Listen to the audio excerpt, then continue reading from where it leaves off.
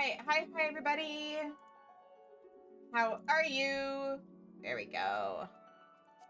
All right, let's get the show on the road.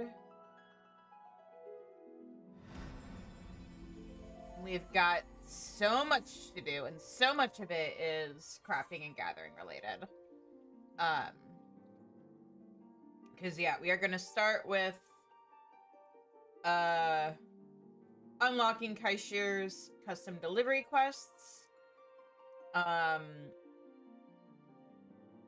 And then okay, I think how we're gonna do this is Kaishir's custom delivery quests, then the rank up quests for pixies and dwarves, and then we're gonna head to the source, do Flamine's quest, and then I realized the first quest for Ishgard restoration was in 5.1, so let's also do that. I kind of want to spread those quests out throughout the patches because they did get added to the game in patch installments. So yeah, but we will head over and do the initial quest for Ishgard restoration, and then we'll spend the rest of the night doing not custom deliveries, crystalline mean quests. Now, where the fuck did oh, there he is. So yeah, let me make sure I am on whatever job I want to unlock these on. Let's do blacksmith. Just because at least that facet is done and dealt with. And maybe we can get it to 100. Alright, hey Kaishir, what's up?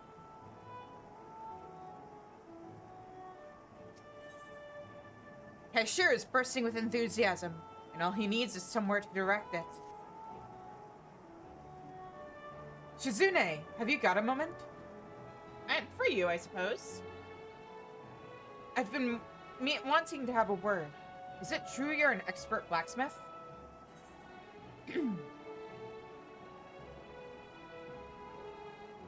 Do I want to be super cocky about it and be like, it's just one of my many talents? Or who told you that?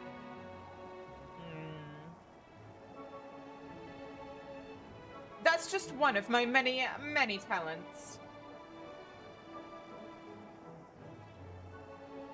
Ha! Is there anything you can't do? Also, let me fix a thing. Oh dear. Everything's falling apart. Okay. Just wanted to... How do I sound voice-wise? I guess we'll find out. But ha! Is there anything you can't do? Alphino says you've been dealing with the Boutique of Splendors and all, and not just anybody can do that. Anyhow, I asked because I was hoping to get your help with something. Bit of a project of mine, as it goes. Actually, let me try something.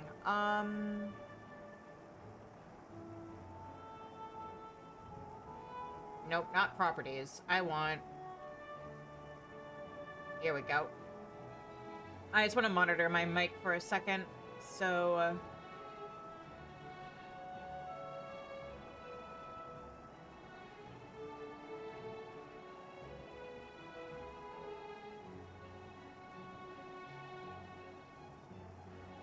I will have to. I had to rearrange a bunch of stuff. Oh, I know what the issue is.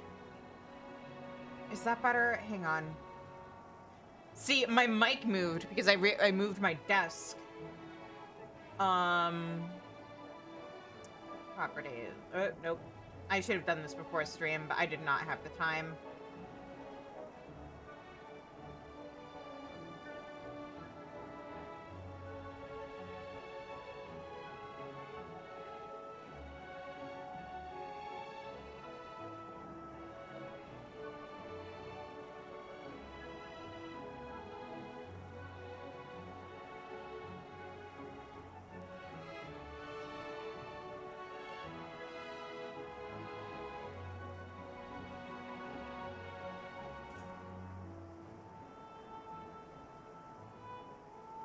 All right.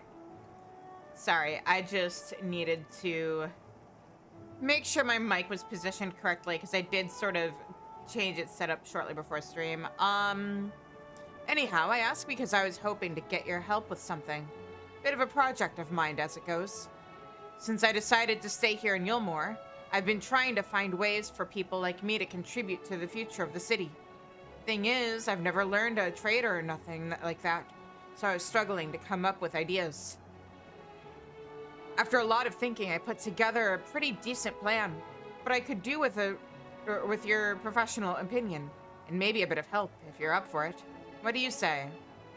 Yeah, sure. It's for a good cause, I promise. I've asked a couple of old mates to meet us outside the beehive, so I'll see you there.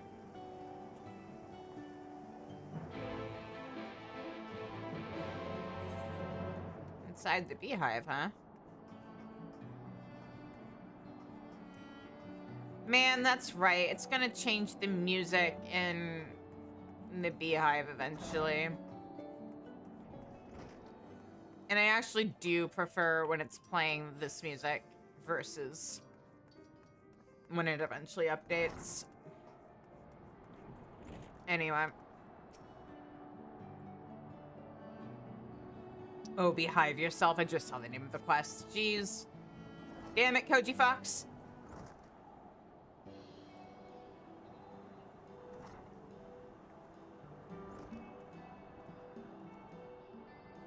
First things first, let me introduce you. This here is Afrig, who serves his drinks shaken, not stirred. Yes, as the saying goes here in the beehive, fancy a shake? Reactions vary, as I'm sure you can imagine. It's a pleasure to meet you. And this is Bosta Zia. I also work in the beehive, though my talents tend to be more towards wining and dining. Winding and grinding, whatever our patrons desire. Anyway, a friend of Kaishir's is a friend of ours. We grew up together in Gatetown, close as family.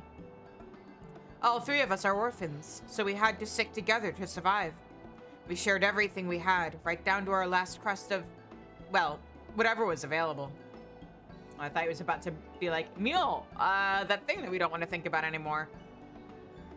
That's why we promised each other that we'd find a way into Yulmore, no matter what it took. But Anfrig and I were chosen, while Kaishir was left behind. I can't tell you how glad we were to be reunited with him after so long apart. We've been through a lot, him more than most, but we're all here now. I never thought I'd see the day.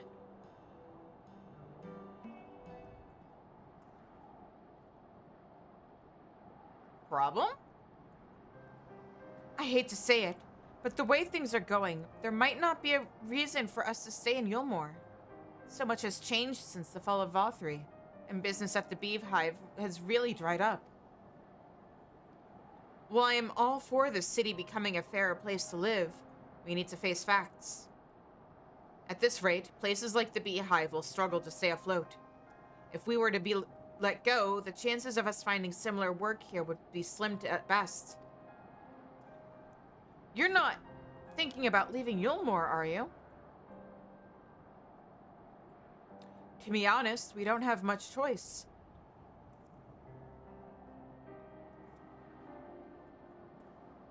Whoa, whoa, whoa! I said I'll sort something out, didn't I?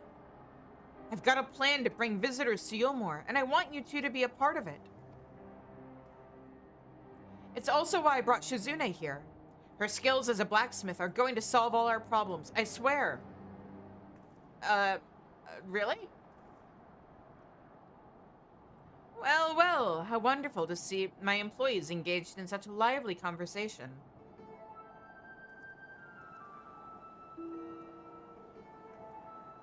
The Queen Bee! Sorry, sir. I'll get back to behind the bar. No, as you are. In fact, Mistress Moen and I were discussing ways in which the beehive's fortunes might be improved. It was then that we overheard you, and my ears pricked up when you mentioned the possibility of attracting new customers to Yulmore. Given the current state of affairs, this would be most welcome. Would you share your ideas with me, young man?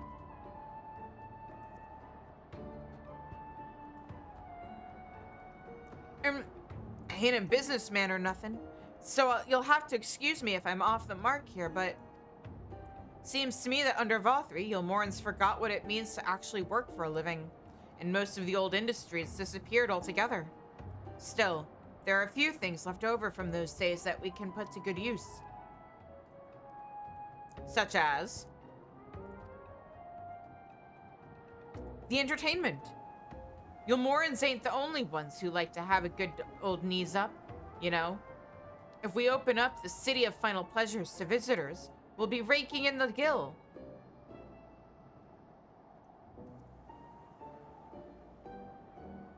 And what better way to do that than telling everyone about the beehive? Of course, word of mouth will only get us so far.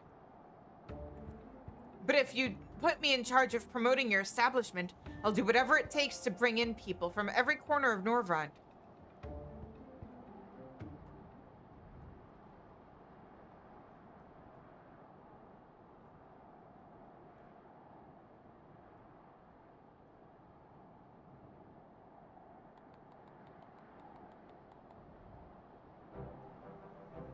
I say, your enthusiasm is positively infectious. And for a self-confessed amateur, I find you remarkably persuasive.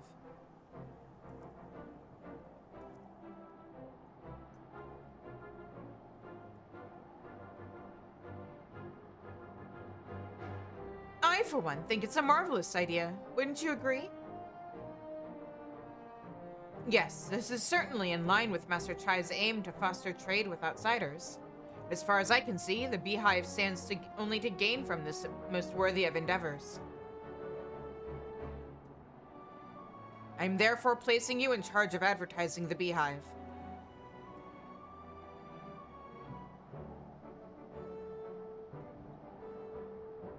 Since I have a vested interest in the success of this undertaking, the Boutique of Splendors will gladly grant rewards for bringing much-needed custom to our doorstep. But first, you will need to look the part, and I have the perfect ensemble in mind. In the meantime, I would have the two of you resume your duties. When the time comes, I should like you to provide assistance in any way that you can.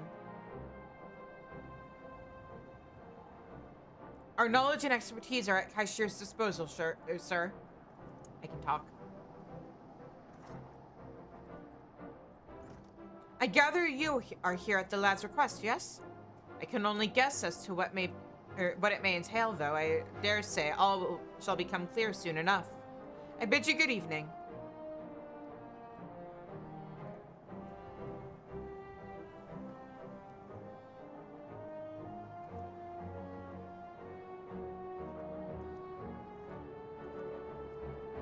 All right. So, what's the first thing we're crafting for you?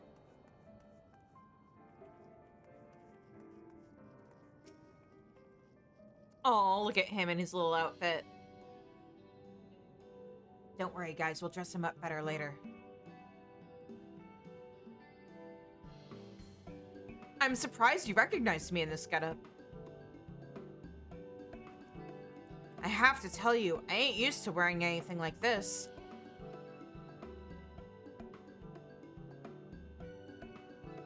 You look good for now.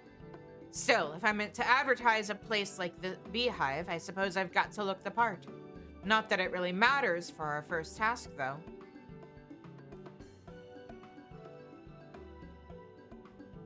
While I was getting measured for my outfit, I was thinking of how we could convince everyone to come and spend their hard-earned coin in the Beehive.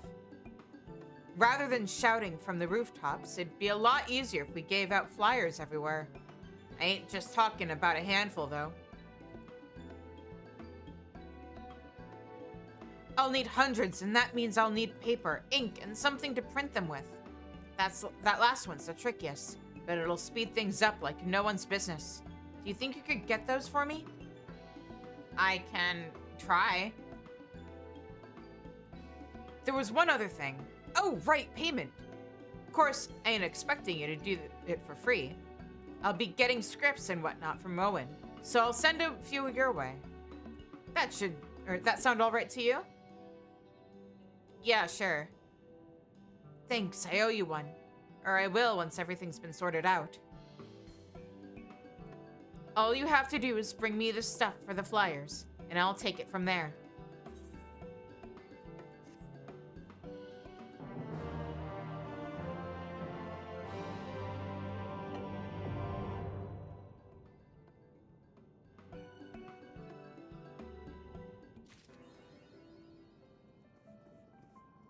Okay. Now we just gotta hippity hop over to the... Oh, I think I went the wrong way. Because, yeah. The merchant's by the other door. Alright. I knew my muscle memory was getting mad at me for some reason. We know how this goes. First one is always just 3. I'm gonna save myself some time and also grab these right away.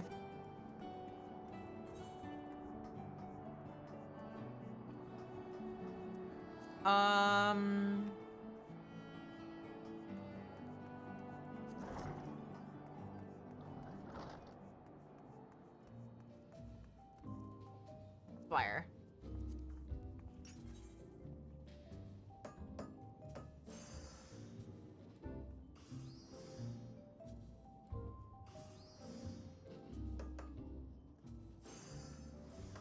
Give me that sweet, sweet level 80 blacksmith.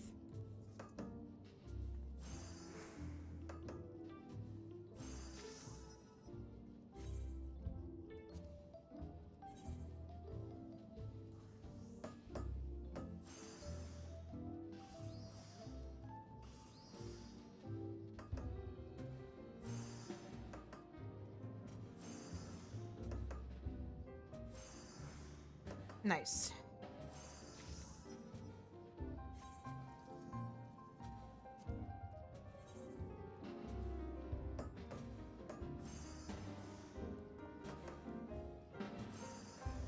Oh, almost forgot. Go back. There we go. Much better.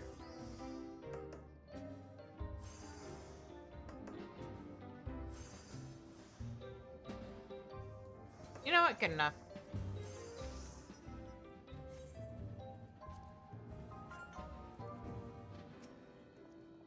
Got everything? It ain't got to be perfect. Whatever you have will probably be fine. Game, I do not need you explaining to me how custom deliveries work every time I unlock an NPC. Please, I've already gotten like 4 of these guys. So, you've brought the stuff for making the flyers? Let's have a look then. Bloody hells, I'm amazed. You've really taken it to another level with this.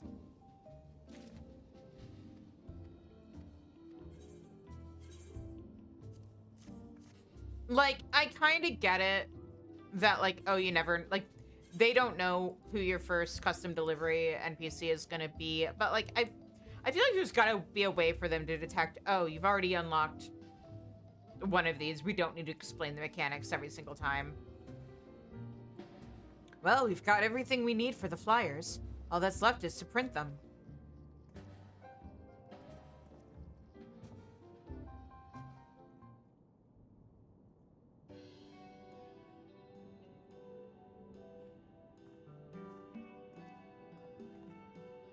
Bustazia and Anfrig offered to help, so I gave them a load of flyers to put up around the villages near Yulmore.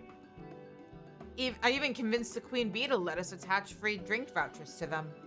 No one in their right mind would turn down an offer like that, so we've had a steady stream of new customers.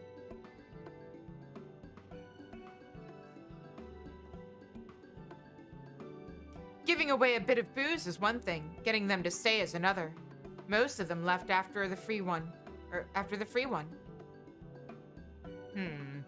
Well, judging by the way they were necking their drinks and gawping at the dancers, they were definitely having a good time. I wonder what the problem was.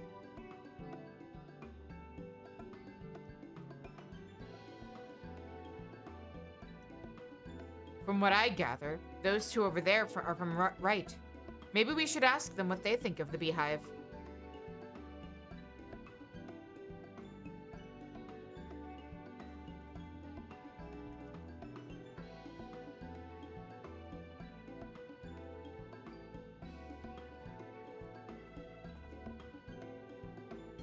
You're not here to kick us out, are you? Why, nothing could be further from my mind. I was hoping that you might share your impressions of our establishment. Eh? Oh, you're asking what we think of the place. Ha! Anywhere that gives away booze like this for nothing is all right in my book. And I love the interior. What's the word? Gaudy? No. Vibrant. Yes, that's it. Well then, if you're happy, then so are we. And yet we're not seeing a lot of people coming back after their first visit. Could it be the food and drink aren't to their liking? Perish the thought. This complimentary beverage is one of the finest things I've ever tasted. I shall savor it while it lasts. They probably can't afford to come here otherwise. We'd like to have another, maybe try some of the food, but we simply can't afford to. For the price of a single steak, we could feed ourselves for a week. Yeah. I'll have a word with the manager and see if there ain't something we can do about it. Thank you for your time.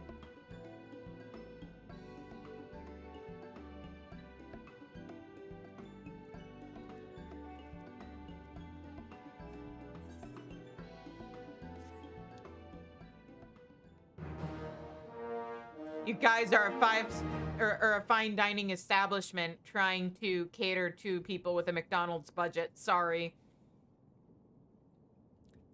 Cashier is pleased with your efforts. He now considers you a backer of the Beehive. Yay!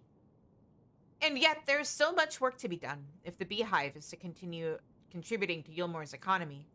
To that end, Cashier has a new favor to ask of you.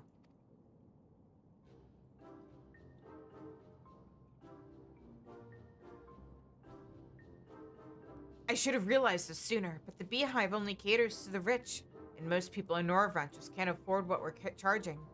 Trouble is, it's the ingredients that push the prices up. As for the booze, there have got to be cheaper alternatives. I reckon we should expand the menu to include more affordable options. That way, there'll be something for everyone. That's easier said than done. Quality doesn't come cheap, you know. Well, you're not wrong there, Zia. Have you forgotten about Yulmore's foremost barkeeper?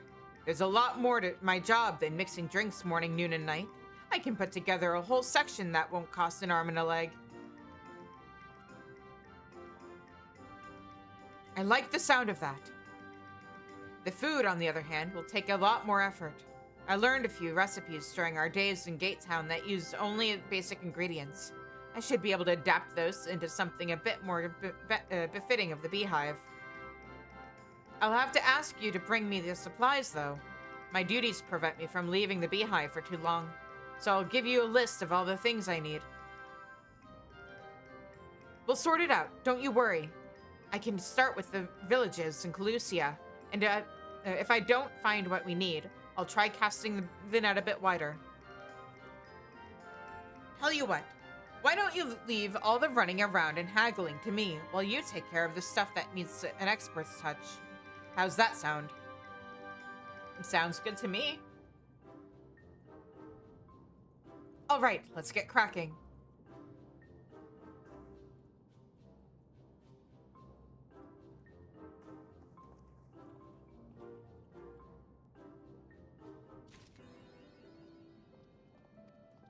All right, and then cuisine set.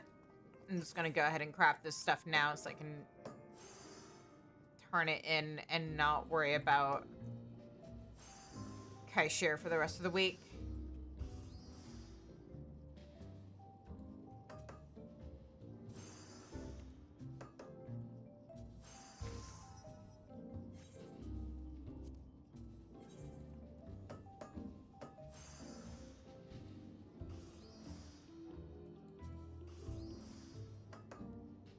And after this, I should be able to do the crafting off stream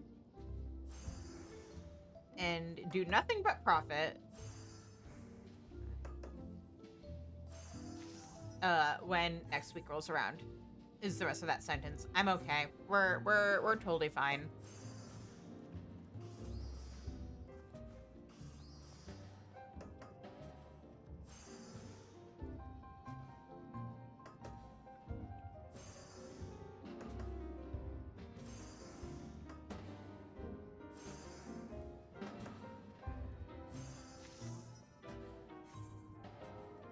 Alright. Turn in all 3 of these.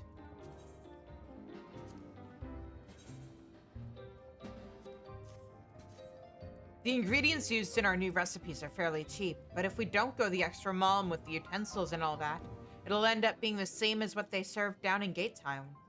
Yeah, Gate Town. Bloody hells, I'm amazed. You've really taken it to another level with this. And then we give him that. Yeah! And that is another level 80. Hell yeah. Alright, then let me find my, here we go. That's one master book out of my inventory and another master book out of my inventory. Sweet, sweet freedom. Oh, wait, no. Let me swap over to armor.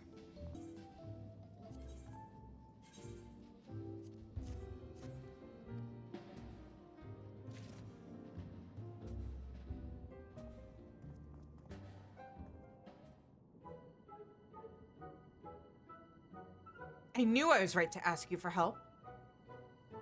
You've really got an eye for quality and the skill to match. Still, I expect we'll both be kept busy in the days to come.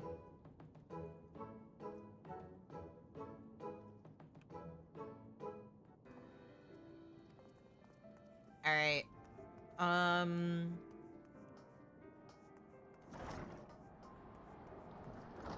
And then let's go do dwarves since we're already on a crafter.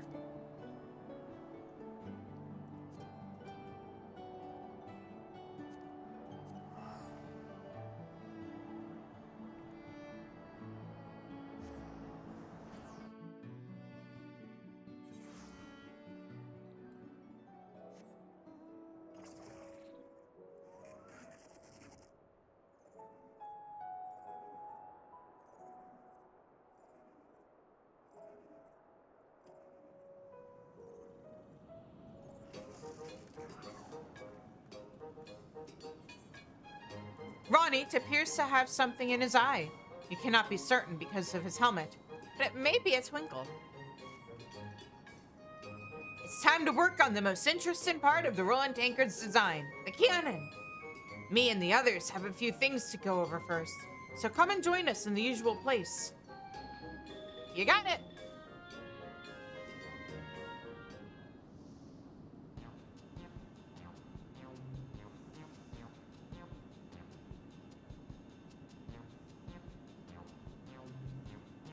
But those bastard sin eaters won't even get the chance to test our defenses if we blow their heads off first. That's why we need a cannon. The bigger the better. Of course, there were no sin eaters back in Watt's time, but with a bit of full ingenuity. Hold it right there. Aren't you afraid I'll steal your secrets? And why did you even invite me to this meeting in the first place? Well, you wanted me to finish building these tanks, don't you? Our reason, but we're working towards the same goal. Yeah. Besides, you've already built the brewery, the ethanol mill, and shared a bunch of your secrets with us. You're on board now, whether you like it or not. I didn't agree to become one of your lackeys. I come and go as I please. And how do I know all this stuff about sin eaters isn't some elaborate ruse? You could be building these war machines to attack Comra. Out in Lakeland? Well, we weren't planning to, but now that you mention it... Ozog, that's a load of claptrap and you know it. If we wanted to invade Comra, it'd be as easy as snatching the helmet off a baby. And we wouldn't need no tanks, neither. We just want to help people, that's all. Ain't that right? Yeah, sure. Let's go with that. Humph. That's all very noble, I'm sure. But I'm only here for one thing, Watts' hammer. If getting my hands on it means I have to help you with your idiotic plan, so be it. Idiotic? That's rich coming from you. And maybe you should wait until I've finished explaining about the cannon before you start judging.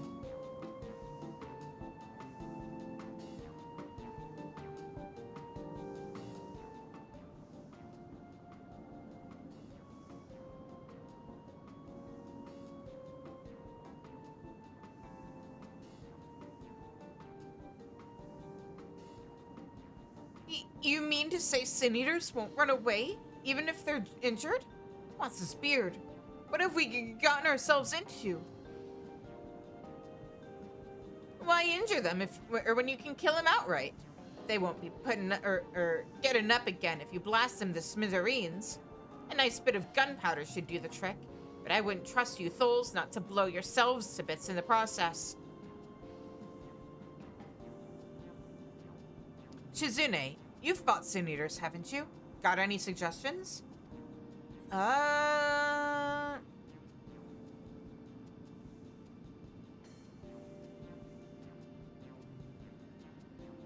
Bombarding them with magic from a distance usually gets the job done, but that's not what I did. I was a bard.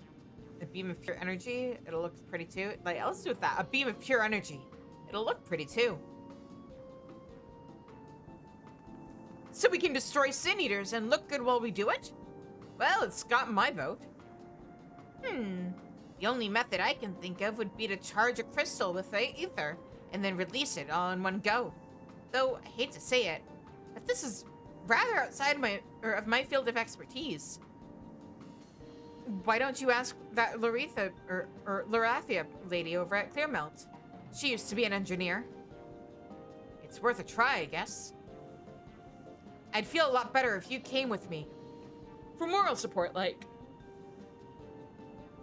To tell the truth, I find her to be a bit intimidating. Anyway, let's get going.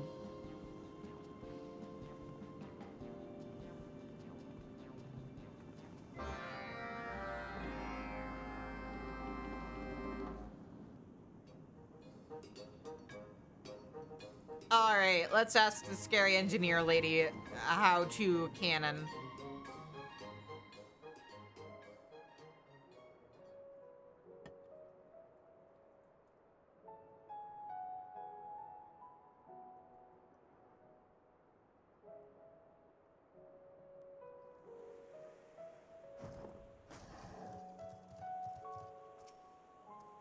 It's been a while since we met, and I can't for the life of me remember how they make their tea. Phew! Thank the gods you're here. I was afraid I'd have to talk to her by myself. Oh well, here goes nothing. Go on then. Lolly ho, old crone! You're right, there goes nothing. Bloody hells, I see your manners haven't improved since the last time we met. Whatever it is you came to say, spit it out. I've got guests arriving soon. How do cannon? You want to fit the tanks with ether cannons? So you do have more than sawdust in that head of yours. Seems like a bucket or backhanded compliment to me, but I'll take it all the same. Though I must admit, I'm not used to working with the ether and whatnot. Don't suppose you know anything about it? Well, as a matter of fact, I'm the one who designed the crystal cannons lining the walls of the crystarium. You don't say.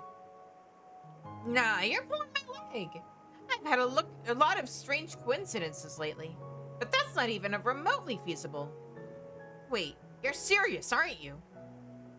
Of course I am. But if you want me to share my secrets, you better make it worth my while. I know. I know where this is heading. You're gonna send us to the ends of the earth on some god's-forsaken errand, just to test our resolve, aren't you? Don't give her ideas, please. No, you bloody idiot. That's not what I mean at all.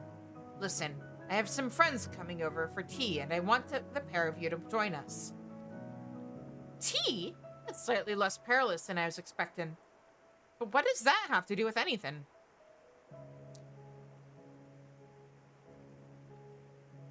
If you shut your pie hole, you might find out. My guests are twin sisters whose supply caravans run the length and breadth of Norvrand. I reckon that they'll have more than a passing interest in buying those tanks of yours. Buy? You mean to tell me we could make a profit on these tanks? I was planning to give them away for nothing, but I might as well take the opportunity to line my pockets. So you can spend it all on booze. It's clear your friend's not much of a businessman, so you'd better do the talking. I still have some things to prepare before my guests arrive, so give me a few moments, would you?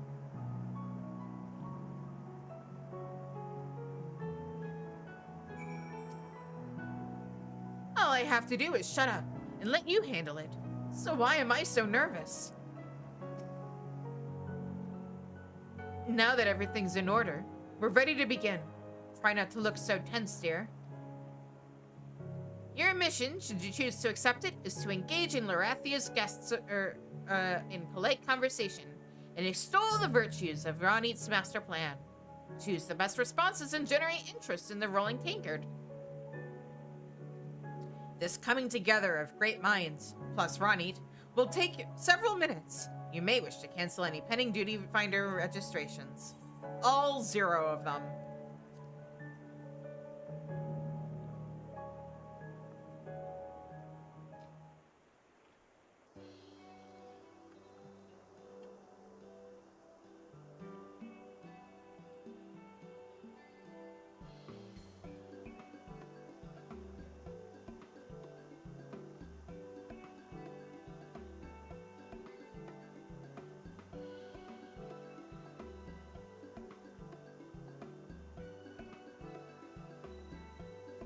What a pleasure it is to make your acquaintance. Lorathia tells us you're in the transportation business, much like Kobliva and I. Yes, we're rather hoping you'd help us with a little problem we've been having of late. Hordes of ravenous sin eaters. Terribly irritating, as I'm sure you can imagine. Is it true that you and yours are presently engaged in the construction of some sort of vehicle capable of warding off such assailants?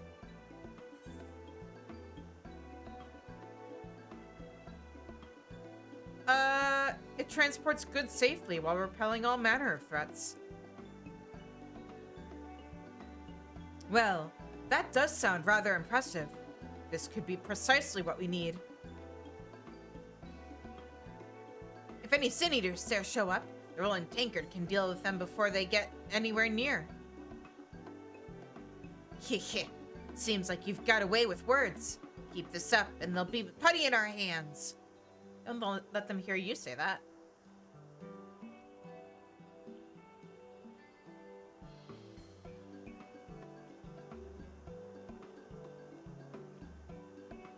Did I ever lower this today?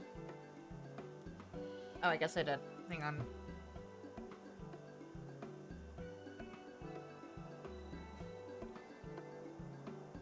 Do I want that?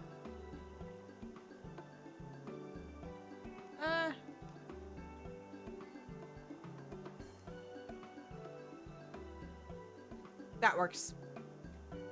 The beauty of its sit-stand desk, when you're short, you can make it exactly the height you want it to be. Anyway. It does occur to me, however, that this all seems awfully complicated. Those used to working with Amuro may struggle to operate these vehicles of yours.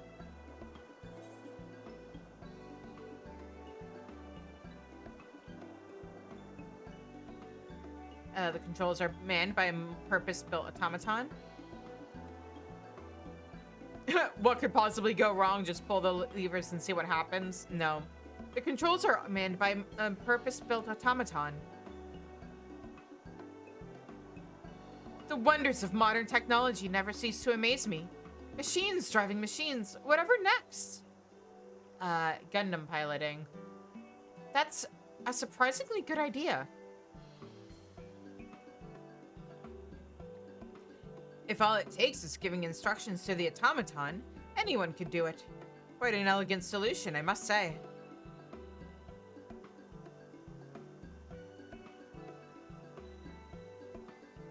You just made that up, didn't you? Oh, well, we can work all that out later. For now, carry on doing what you're doing. Well, this is all very intriguing, young Ronit. I would feel much more comfortable doing business with you if I could see your face, that I may better read your intentions. Though I do not doubt your sincerity, consider it a matter of courtesy. Oh, no. You want to make me take off my helmet? Or you want me to take off my helmet? But...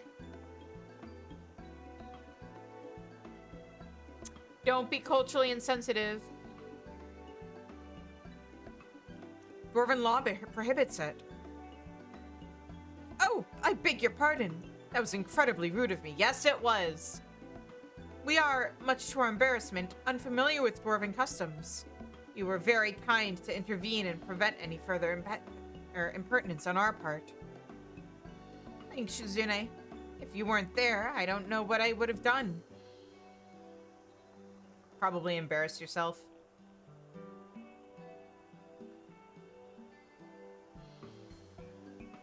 Like, no offense, Ronnie, but... Well, I think we've covered most of the pertinent points. There is, however, one last thing we would like to ask before we reach a decision. What do you think we sisters value most in all the world? Your answer, please. Each other? Honesty. Oh dear, that's not quite the answer we were looking for. We would like to think that honesty is the bare minimum we can expect from others, especially those with whom we would do business. Okay, but if you consider it the bare minimum, that means you value it highly, right? Luckily, we have been able to ascertain through the course of this conversation that the two of you possess this in abundance. Phew! That was a bit of a struggle. We got there in the end. Nicely done.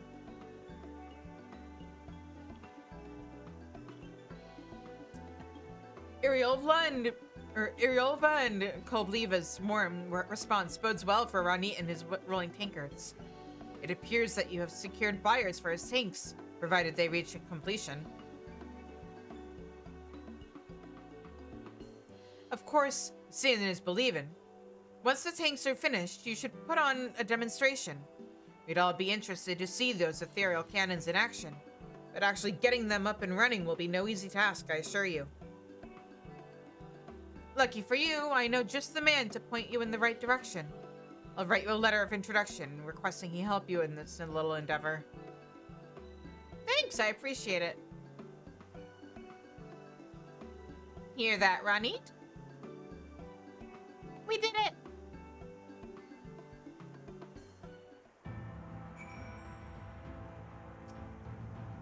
Is that the distant rumbling of tanks I hear? Or perhaps I'm getting ahead of myself. Larathia always serves such wonderful tea, and the scenery here is to die for. Are we done yet? All this being polite's worn me out. You know what, Mood? Give this letter to Rosard in Ballistics. He looks a bit imposing, but he's friendly enough. Then again, if it's you doing the asking, I'm sure he'd be more than happy to help. One of these days, the people of Norvund will be clamoring over each other for the chance to do me a favor. Just you wait and see. But until then, I've got a lot of work ahead of me, so let's get going.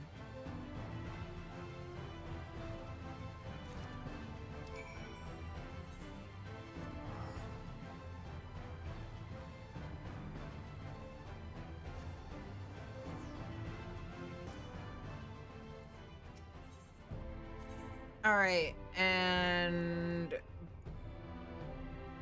ballistics.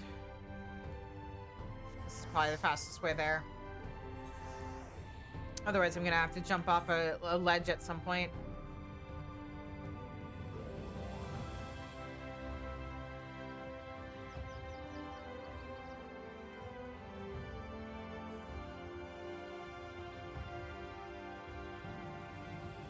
And ballistics is right here.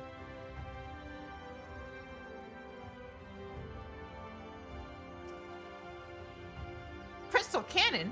Check. Big man? Check. This must be the place. Greetings. What can I do for you this fine morning? It is in fact morning. Some may wonder why in this day and age people still rely on such outdated forms of communication and have not upgraded to something more modern, such as smoke signals, for example.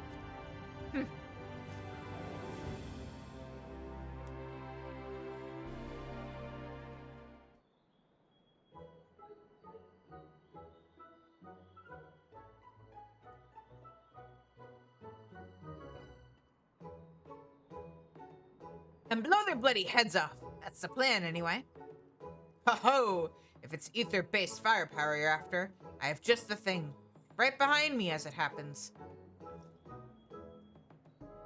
This model was mass-produced and installed along the perimeter of the Crystarium, specifically to deal with Sin Eater assaults. Those bastards soon gave up the ghost after a blast of concentrated ether to the face. I like the sound of that.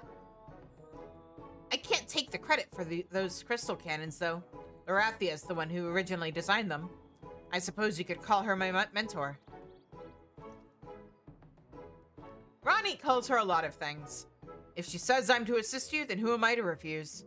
Now, let me see about getting you copies of our cannon blueprints. A pleasant surprise, I take it? Ha! That's the Lorathia I know. Behind that sharp tongue and piercing gaze, she's one of the most caring people you'll ever meet. I expect she appreciates what you're doing, especially considering what happened to Holminster. Not to mention that we in the Crystarium owe much more to you for restoring the night sky. It's not every day we get the chance to aid the Warrior of Darkness herself. At any rate, every Sin Eater your tanks put down is one less for our soldiers to deal with. So sharing the plans for the Crystarium for the Crystal Cannons is the least we can do. In the meantime, I'll look forward to hearing of your success.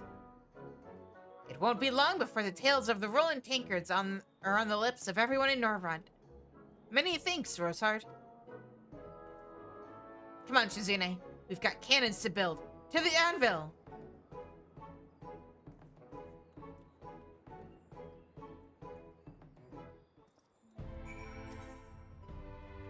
I heard you like tanks. When Lorathia was here, she'd spend about half her time working and the other half drinking tea. She still got more done than the rest of us put together, though.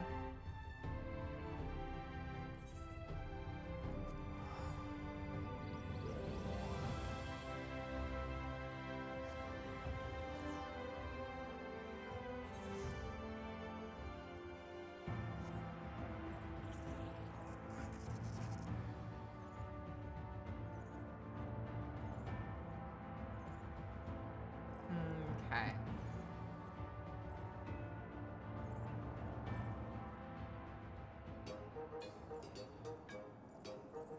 Oh, there we go. I swear, everywhere we go, people treat you like you're some sort of hero, because I am. I suppose being a hero's most trusted friend is the next best thing, so I'll settle for that. Aw, he thinks he's my best friend. Get in line. Having said that, when it comes to building these tanks, you're still my assistant. Ha! And it just so happens I've got some work for you. There's more to these cannons than just crystal, as you can probably guess. In fact, there's so many different parts, it makes my head spin just thinking about it. I reckon there are a few things you can put together for me, though. Shouldn't be too hard for someone as skilled as you. As usual, you'll find everything you need in the Fetromatic Mechatoad. And if not, well, you're a clever lass. You'll come up with something. Your confidence in me is humbling, surely. Beep. Request for materials acknowledged. Okay. Society quests, dwarfs, crystal cannon supplies, and does not need to be high quality.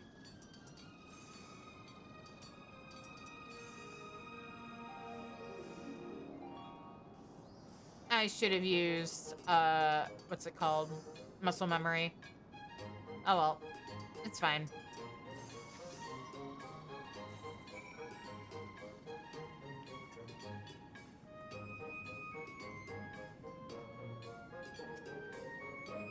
Well, don't keep me in suspense.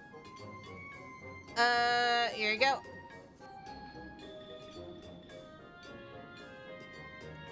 Heh!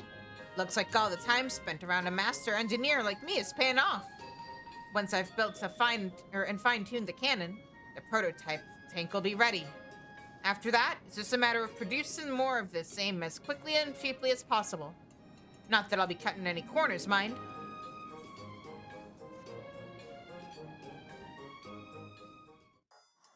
Oh yeah.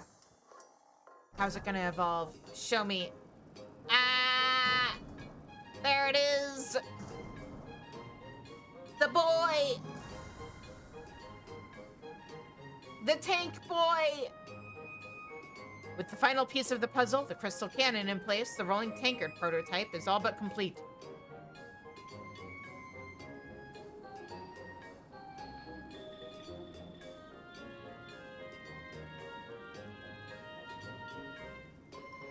However, this marks only the beginning of Ronit's plans, as it will take more than a single tank to ensure the safe transportation of goods to and from various locations across Norvant.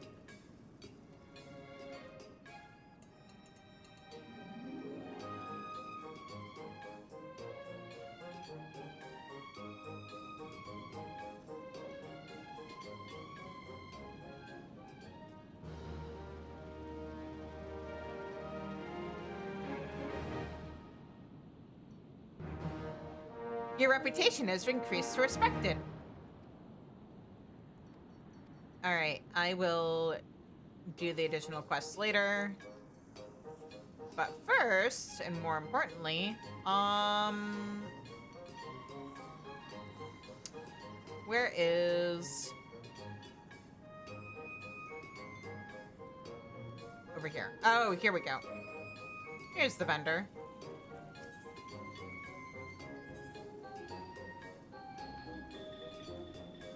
Minion! Wait, no, that's a housing item. And I already have that. Okay. Never mind.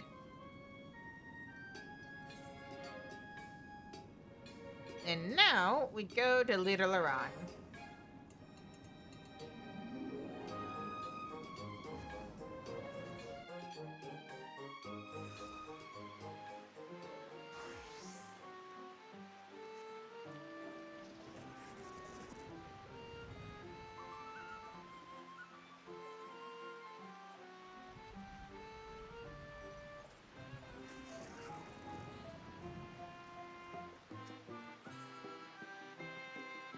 Here, Beck is ready to take the next step with you.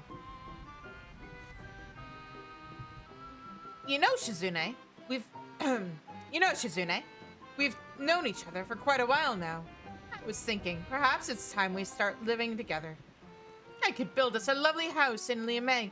Fill it with whatever your heart desires. What do you say? No. Yes, let's live together. A certain fairy king won't be pleased. Of course! Titania! You didn't think I'd forget about them, did you? It was just a jest! Yes, a jest!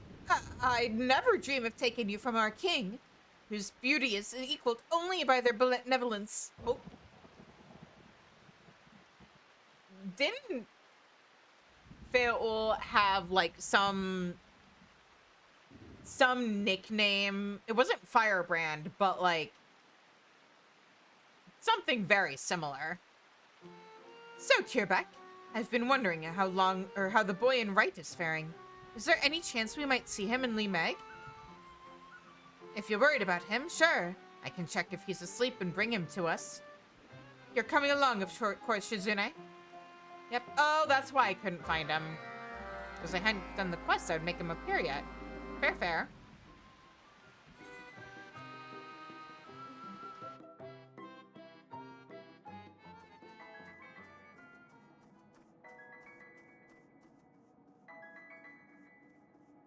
Hello, Manic Pixie Nightmare.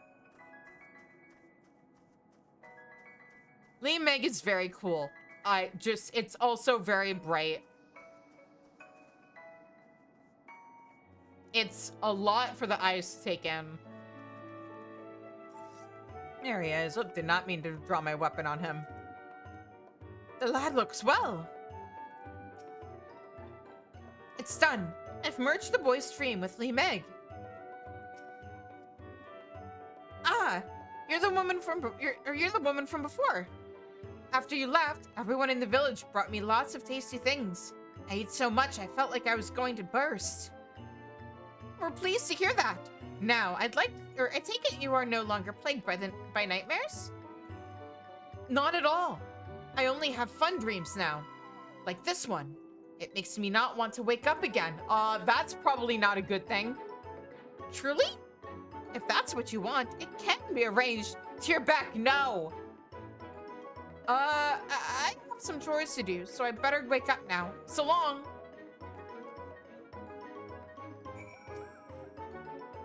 What? Did I say something strange? Yes. More than strange, concerning. Let that be a reminder that pixies aren't to be trusted, Snort. Oh, come now. It was just a jest. Sure it was. I prefer my mortals alive and happy, I'll have you know. Dead and unhappy ones don't give us fun dreams to harvest. It doesn't sound like you were planning on killing him. It sounds like you were just planning on having him sleep and be in a dream forever. But, like, still alive. But enough about that. We still have nightmares to vanquish. What do you say we investigate on Meringue next?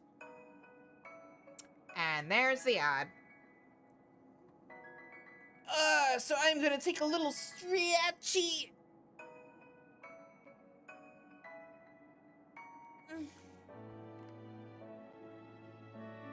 I just realized how big my VTuber model is. Let me shrink her down a little bit. There we go. Much better.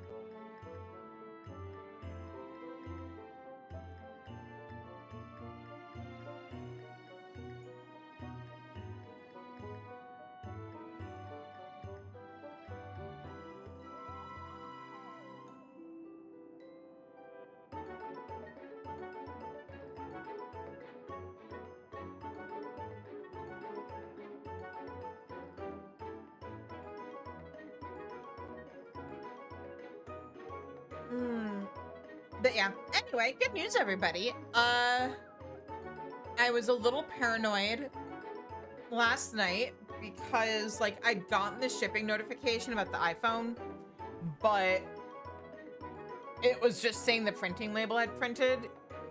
But it has actually, like, there's actual movement now, so all is good. I should have the iPhone by the beginning of next week. I don't know if I'll have it in time for Tuesday's stream, but yeah, iPhone coming soon.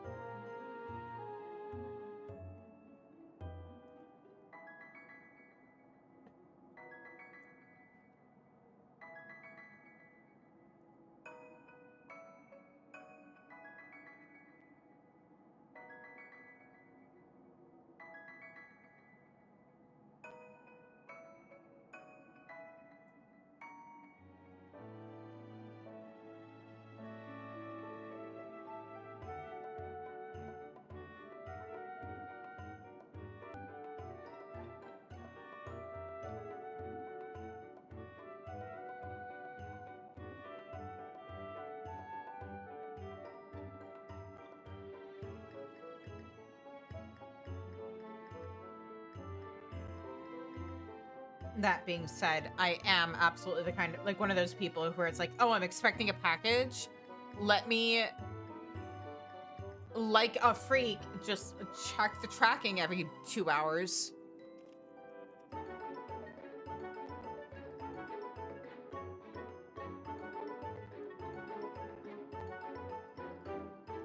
Welcome back, everybody. All right, let's continue with this quest, shall we? Sounds good to me. Based on my preliminary sniffling, the stench of nightmares is concentrated in Morzuk. Can you tell us what manner of dreams are common there? Are you asking me or are you asking Tierbeck? As I recall, most dreams have to do with water. Folk gone thirsty, searching for a water hole, that sort of thing. I mean, that makes sense, it's a desert. So their need is simply for safety and survival. It stands to reason, given the region is an inhospitable desert. Without further ado, then, let us make for Morzuk and search for the source of the nightmares.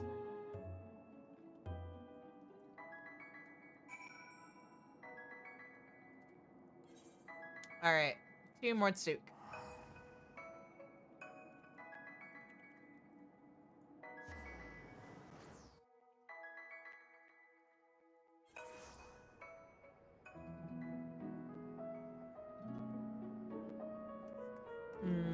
One of these... Oh, wait.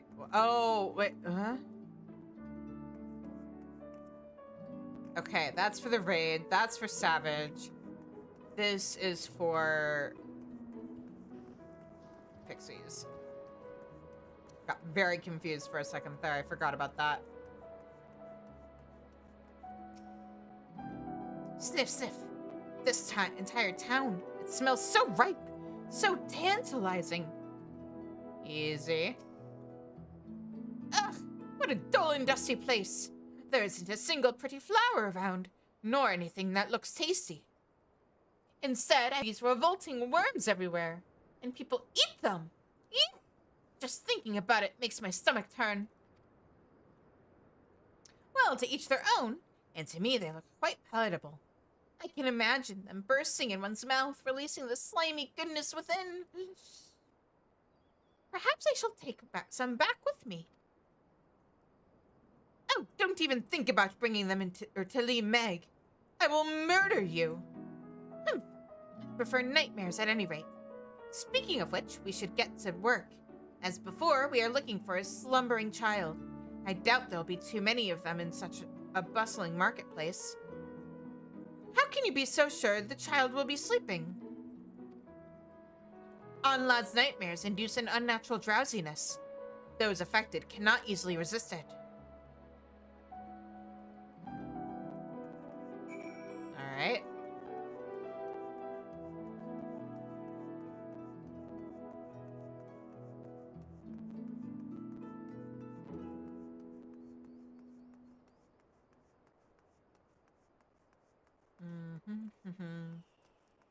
Cut across here.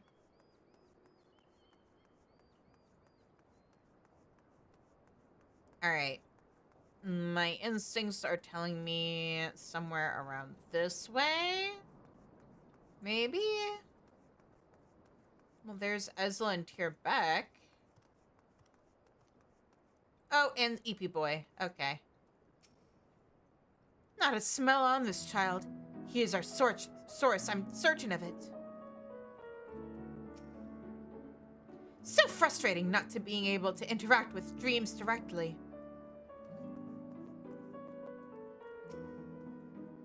Me? I'm a flower vendor. I get blooms from the crystarium and travel around selling them with my son. I'd asked if you were interested, but something tells me you're not uncommon, or they're not uncommon where you're from. What? What's that supposed to mean? I'm from Ul'dah. I mean, I guess there's still some plant life in Ul'dah, but... Huh? Hey there, kiddo. What's up? Anil, please forgive me.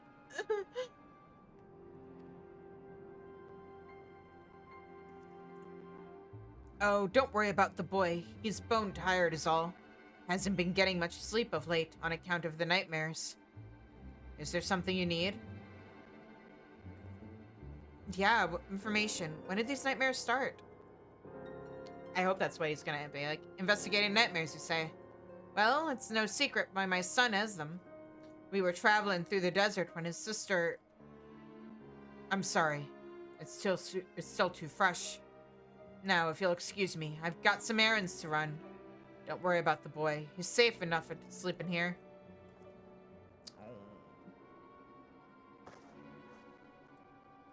I think I'd almost rather if she had gotten killed by sin eaters rather than dying of dehydration. That's rough.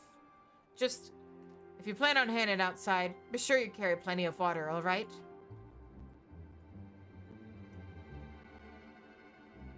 Out there, it's a matter of life and death.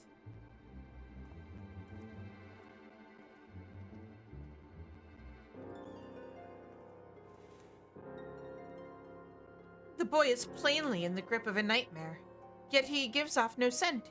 He's the source and no mistake. Right then, let's tend to business before his father returns. Have at it, Ezra.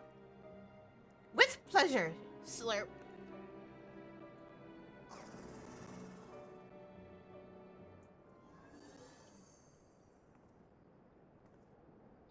You. Don't interfere anymore. I'm warning you. Oh, will you stop doing that? The child and I, we created a watery friend together. If you give it form, you will get hurt. Or worse. Humph! Your ugly nightmares are no match for us. We'll take care of this one like we did the others. Ugh, it feels like a storm is raging in my belly. I mean, nausea does that. Why? Why must you torment me? I only want to fill this hole in my heart. A hole where a friend used to be. Alone inside that cramped old castle. How I longed to... Now wait just a... This absolutely can't wait. I'm going to be sick.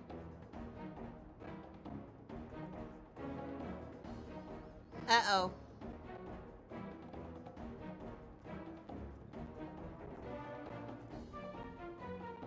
Phew!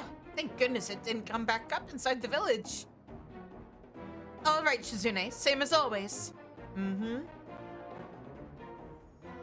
So what's it gonna be this time? Pepsi Man? Ah. Yeah, no, that makes sense.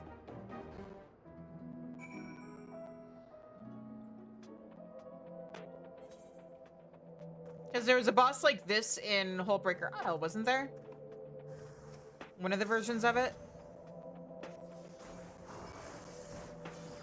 And it had the same mechanics as the worm from Cutter's Cry, except with water instead of sand. And bubbles. Yeah.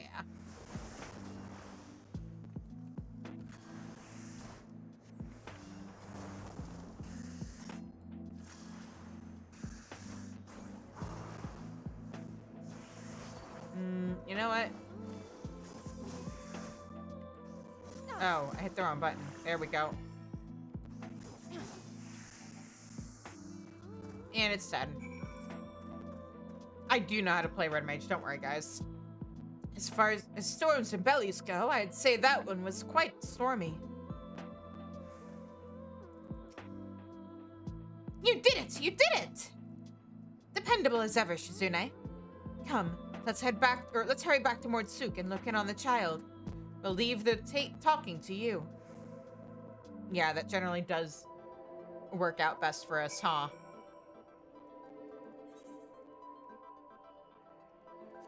So let me... There we go.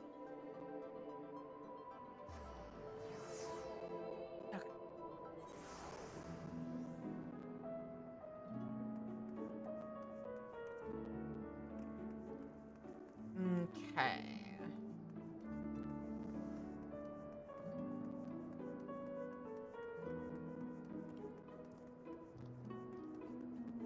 Hey there, kiddo.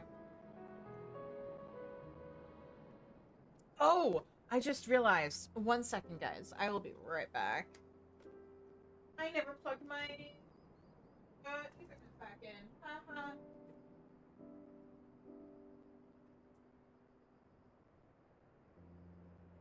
The entire stream up until this point was Wi-Fi. Good job, me. Tingle, there we go. Alright. Much better. Huh? You... Weren't you just... Wasn't I just what? Oh, still here, are you? Do you know this woman, son? I suppose? Don't laugh, but... I think I met her in a dream. In a dream? Well, now, isn't that amazing? I said don't laugh! Sorry. It's just... I don't remember when you were last so lively. But tell me, what kind of dream was it? Anil. I saw Anil.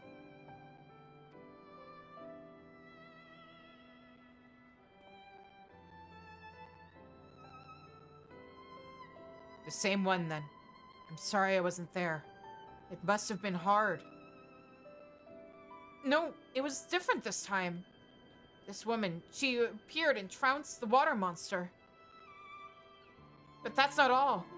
In the place where the monster fell, flowers began to bloom. They reminded me of the promise I made to Anil. The promise that, one day, I'd fill Amarang with flowers. I see.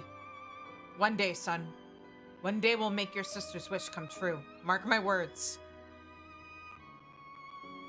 Oh. Well, we have to go now. But whoever you are, I hope to see you again. Sure, maybe in your dreams.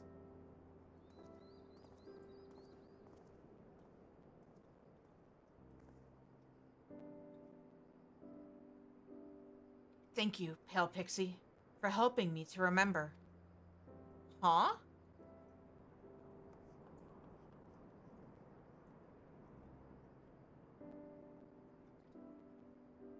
The boy is well again. Another job well done. But he was thinking on Lad. Why do you suppose? As I understand it, his little sister died of thirst in the desert. Latching on to this ordeal, Anlad had planted a nightmare in the form of that water monster. And though we were the ones who helped him to conquer the nightmare, ironically, it was its very existence that brought him hope. The nightmare brought him hope? It's certainly something to chew on. But for now, let us return to Lee Meg. And another gateway waits. Yeah!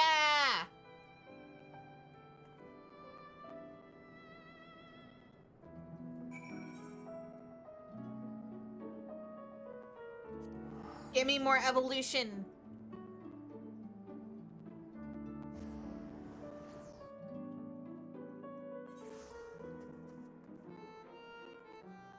Give me more of my actions reshaping the world.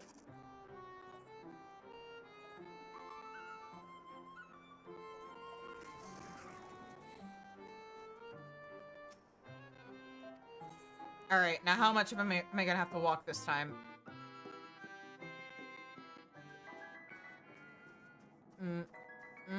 Oh, that's so far.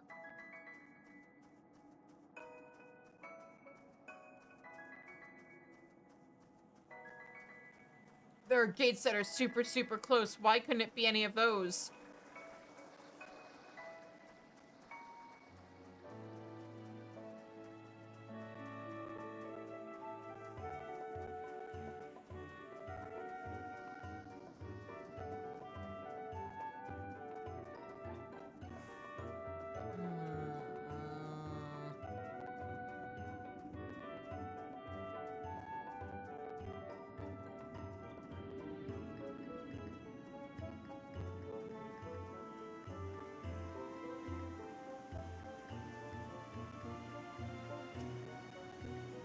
It's time to throw wide the gates to Amaray.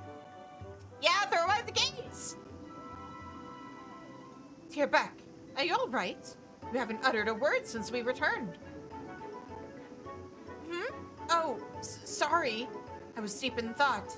That's not very pixie-like at all, is it? Go ahead, Shizune. You know what to do. Okay, but like a pixie that's thinking scares me.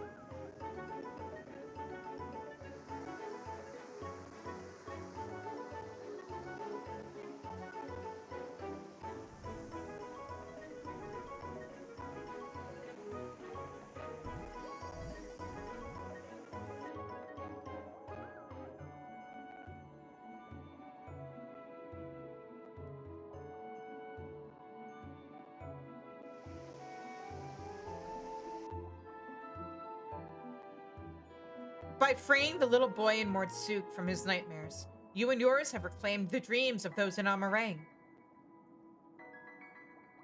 Tierbeck appears eager to further beautify Lee Meg, and for this they require aid.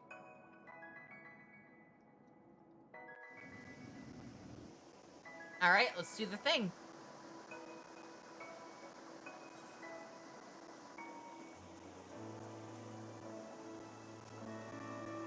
More dream bubbles. I look forward to seeing what fantastical shapes they will assume. And that's that. We'll go on ahead and back to Lita Laran. Come and see us when you're ready, alright? Wait. Are we not doing more right now?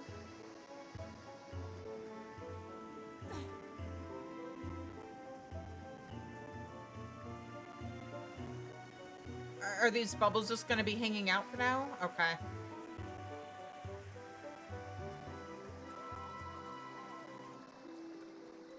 Big sad, but oh well.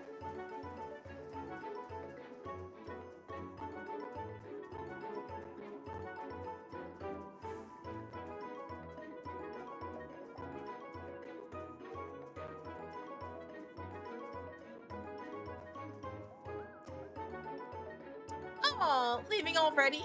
You want to stay and play a little longer? Nope.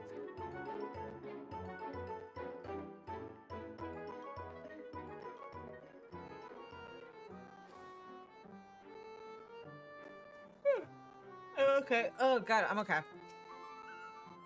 You're Beck's in deep thought.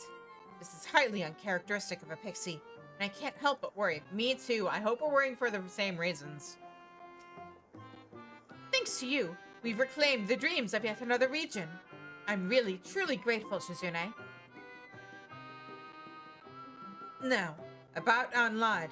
It's strange, but I can't help but feel as if I know them. As you know, I built Lee Meg together with my departed best friend. But maybe, just maybe, that friend has... No. No, it couldn't be them. I'm being silly. You set Titania free, Shizune. Everybody knows that. Wait! Do you mean to say that your friend was the previous Titania? Back then, they weren't Titania yet. They were simply a kind-hearted pixie who saw fit to befriend me, eccentric as I am. Together, we built Lee Meg. Together, we had the finest fun. They're very dear to me. That's why, no matter what, I want to protect our garden, like they protected all of us from the Sin Eaters. I see. Close as you were, it isn't impossible, or it isn't implausible that you would sense your friend near, in them, or in another form. And the dream of being alone in a castle is suggestive indeed.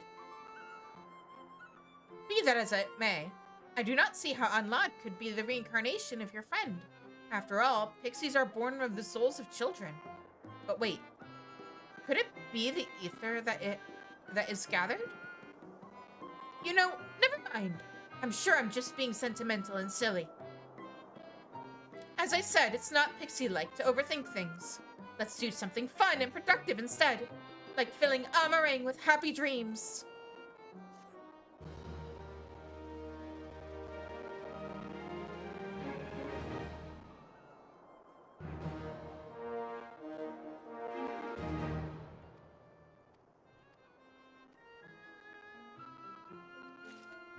Okay. Oh, excuse me.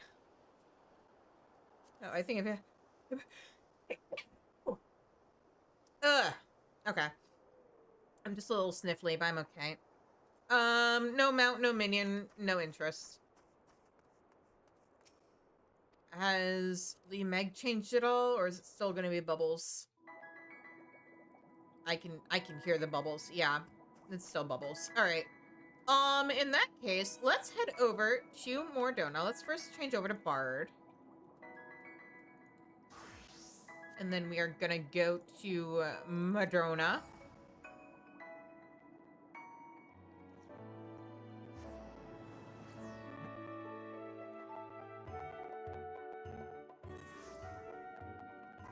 And...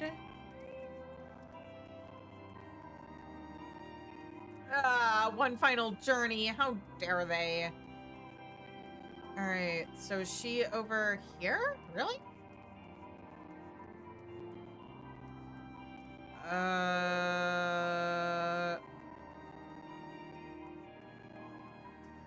Is she inside? Oh, is it still up? It's just that those quest markers don't have elevation indicators. Oh, that's probably it. Hang on.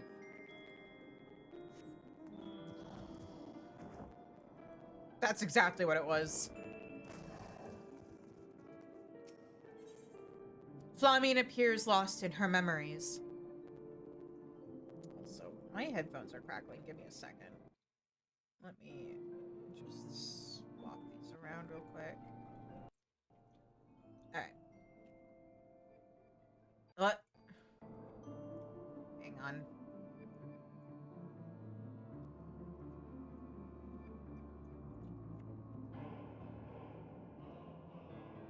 Let me report a bot real quick.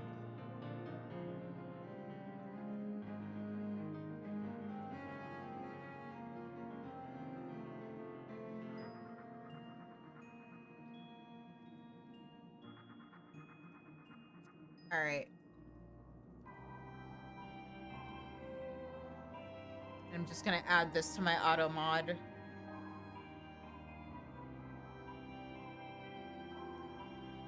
Dashboard, and here we go.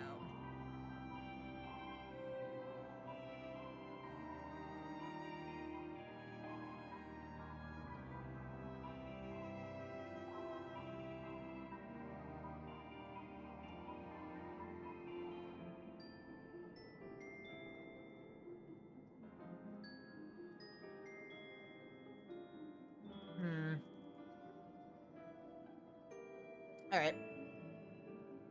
Alright, where were we? Ah, yes. Flamine appears lost in her memories. Oh, Shizune. Forgive me, I did not see you there. Ever since you spoke to me of your last moments with Minfilia, I find myself often thinking of the moments I shared with her. And it was during one such moment of remembrance that a missive arrived from an acquaintance in Ulda. Even now, I can scarcely believe the letter's contents, written as if in answer to my heart's lamentations. Such fortuitous timing is nothing short of a miracle. No less than your arrival here this day, I should think. I am about to depart for the Sultanate to meet with my acquaintance, you see, and I cannot think of a better companion for this journey than you. Will you not indulge me with your company?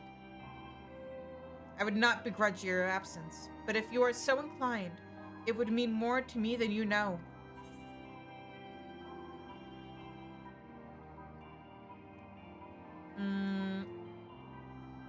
How could I refuse?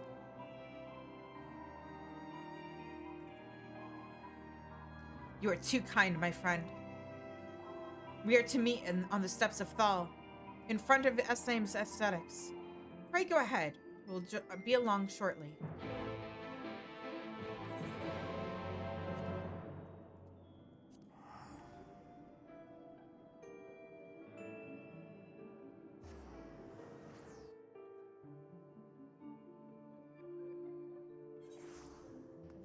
Alright. So Goldsmith Guild, right? That'd be the closest. Yeah.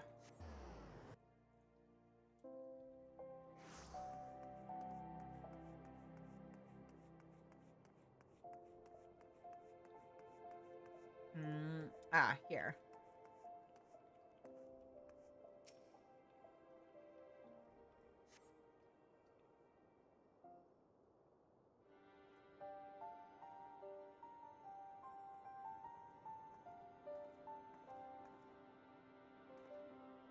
I hope I've not kept you waiting over long. Not at all. Flamine! Thanks for coming on such short notice. Oh, it's you two. And I can't say we were expecting you at all, Shizune. Though I suppose you do have a knack for assisting in matters of the dearly departed. So it is true, my friends. Did you find it? To start from the beginning, the concern was contracted to work on the waterways below Ulda. Naturally, this included reconstruction of the Sildi aqueducts. The placeman Philia and the others fled after the ill-fated banquet. Aye, and while we were clearing out the tunnel, a glint amidst the debris caught our attention. Cat's eye! At first we wondered how it got to be there of all places, but then we remembered the stone Minfilia gave you all those years ago.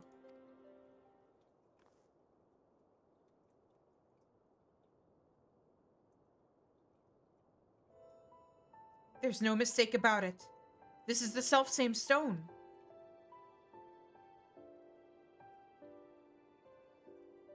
The very first stone she ever unearthed, in those halcyon days when she was still called Acilia. Oh. She was beaming with pride when she presented it to me. It was a gift I would treasure for years to come.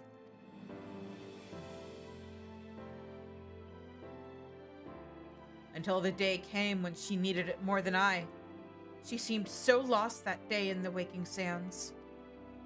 And I knew that the cat's eye would remind her of how far she had already come, and instill her with a little more courage to take the next step. To think she wore it all this time.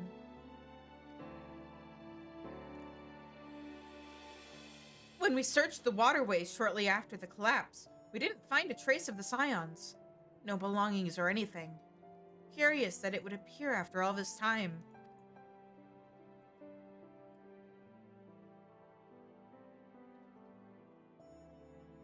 With the stone in hand, Minfilia pressed onward in her quest for the true peace. Never once did she look back. And though she is gone, her legacy lives on. In you, Shizune. And in the scions. And in the child Reen. Oh no, I'm getting weepy. Safe in the knowledge that the others continue to walk her path, she has sent this stone back to me. This I choose to believe. She has earned her rest. I shall bury this stone, that she might have peace in the hereafter. Where are you thinking? Next to where her father rests. Indeed, there's no better place than with your loved ones. Well, you're doubtless keen to see that, so we won't keep you any longer. We'll find a moment to go and pay our respects ourselves afterwards. Till next time, take care. Thank you, both of you.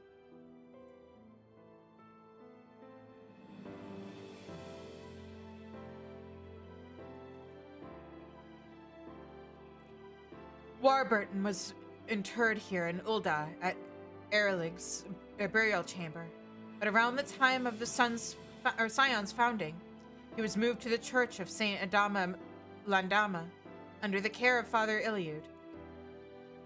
Come, Shizune, let us seek out the father and request his permission to bury the stone. Yeah, sure.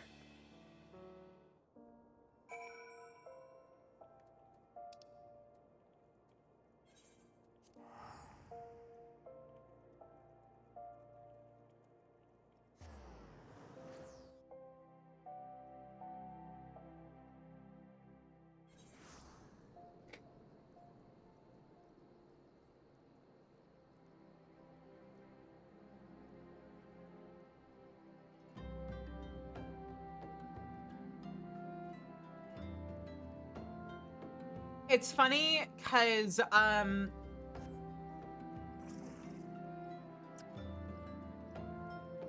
there is, I don't know if other cultures do this, but I know it's at least a tradition in Jewish culture. Because I remember us doing it with my grandma's grave when she passed away when I was really little. But there is a tradition in Jewish culture of leaving stones at gravestones. And the way I understand it, granted, okay, context, my grandma was like 8 when she died. I almost said 8 when I died, and that's not Nushizu lore unlocked, but no, my grandma was like 8 when she died. But if I remember right, the explanation I got was that it was because like rocks last longer than flowers, but yeah. I'm sure that's not what they were going for with this, but it does remind me of that. Ah, there you are. I was just telling Father Iliud about Minfilia and the cat's eye. Welcome, my child, welcome. Flamine has explained to me the purpose of your visit, and I see no reason to refuse you. Minfilia would wish to rest with her father. I have known her since she was but a child, full of hope and wonder. An aspiring young miner following in Flamine's footsteps. A dutiful student, to be sure. Nary a day passed that she did not set out into the wilderness with a pickaxe in hand. But fate would see her set aside the miner's tools and instead don a mantle of far greater responsibility. She was as passionate then as she was in her childhood, a fire in her eyes that refused to be extinguished. It was that flame that compelled me to lend the Scions my support without a moment's hesitation. To now see so many brave and noble souls continue her work, it only reaffirms I was right to place my faith in her. Forgive me, or forgive my meandering musings. You have not come to hear me wax nostalgic. Pray see to burying the cat's eye. The 12's blessings be upon you. Thank you, Father Iliud. Come, Shizune. Warburton's grave is just south of the church.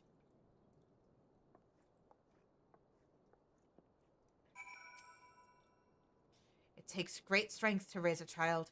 It takes even greater strength to let a child walk her own path, though it leads to danger. I have naught but respect for Flamine.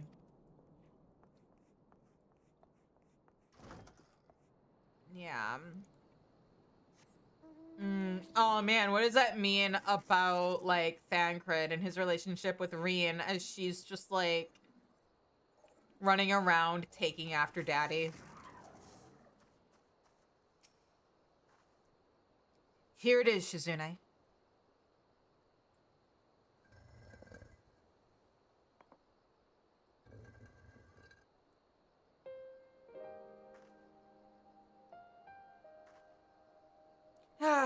It was 20 years ago that Warburton came to Ul'dah, risking life and limb to warn us of the threat encroaching on Eorzea. 20 years ago that my ambition robbed him of his life, a daughter of her whole family.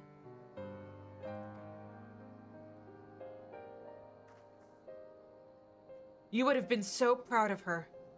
She was a warm, compassionate, and vibrant woman, always ready to answer the clarion call of duty without a moment's hesitation, just like her father. And in the end, that selflessness wouldn't save not one, but 2 worlds. Now her duty has ended, and though you are worlds apart, I pray with this stone, this precious gem from Acilia, a part of her remains at your side.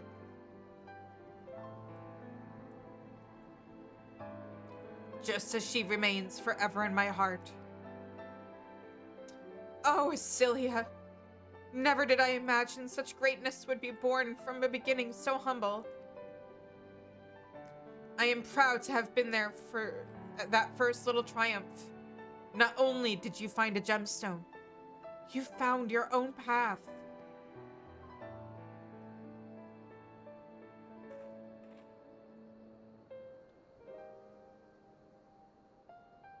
That path took you far away, to a place fraught with danger. But you have achieved all that you ever desired, and you have returned. Rest now, Acilia, my dearest daughter. Won't you say a few words too? Oh boy,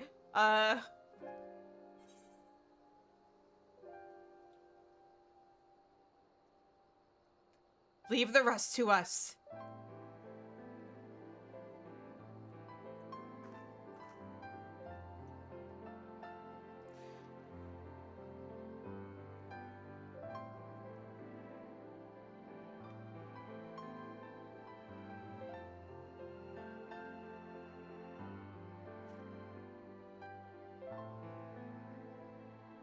There is much I have left unsaid to Acilia. I feel as though a weight has been lifted. With a lighter heart, I shall return to Mordona and resume doing my little part for the Scions, for her legacy. Wherever you may be headed, please take care. And when you meet them, do pass my regards to Thancred and Rien and all the others. Don't worry, I'm working on bringing Thancred home. And the others. Maybe someday you can meet Rien.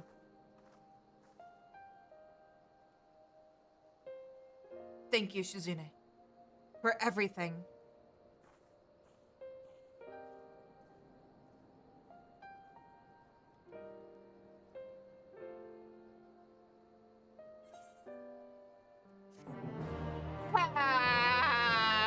my emotions. Ah.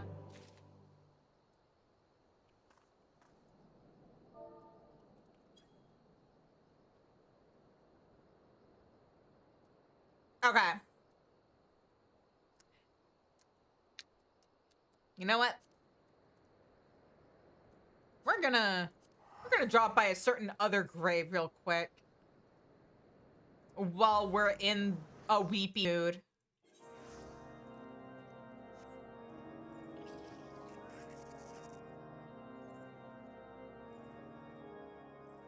Let's go.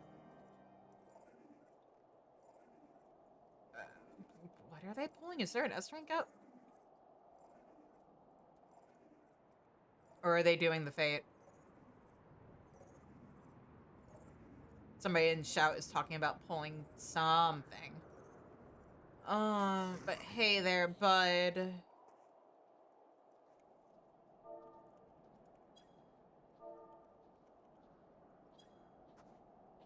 I hear you, Francel. Hey.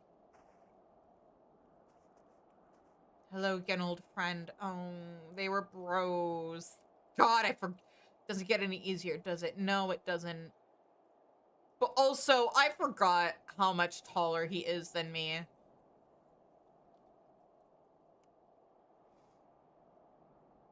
But actually, narratively, it makes sense. We go here, we visit Horshaphant's grave after burying another friend, run into Francel, and then we go to Ishgard, where we will start a thing. We're just gonna do this one quest, because this was all that got added in 5.1, but prominently posted, the notice fairly jumps out at you. The notice reads, workers sought for the firmament construction or reconstruction project. In smaller letters, it continues. Let it be known that the large-scale reconstruction works aimed at revitalizing the Holy See of Ishgard have been approved by the Houses of Lords and Commons. Selected as the principal site for the project is the Firmament District, which sustained extensive damage during the war. Willing and able hands are now sought to contribute to the reconstruction effort, regardless of birth and origin. From those skilled in gathering from the land to those adept at creating with their hands, the project's needs are great and diverse. Contributions will not go unrewarded. Interested parties are invited to present themselves in the firmament. According to the note at the bottom of the notice, a man named Thomlin in the broom will show you to the district. All right, sweet, let's go.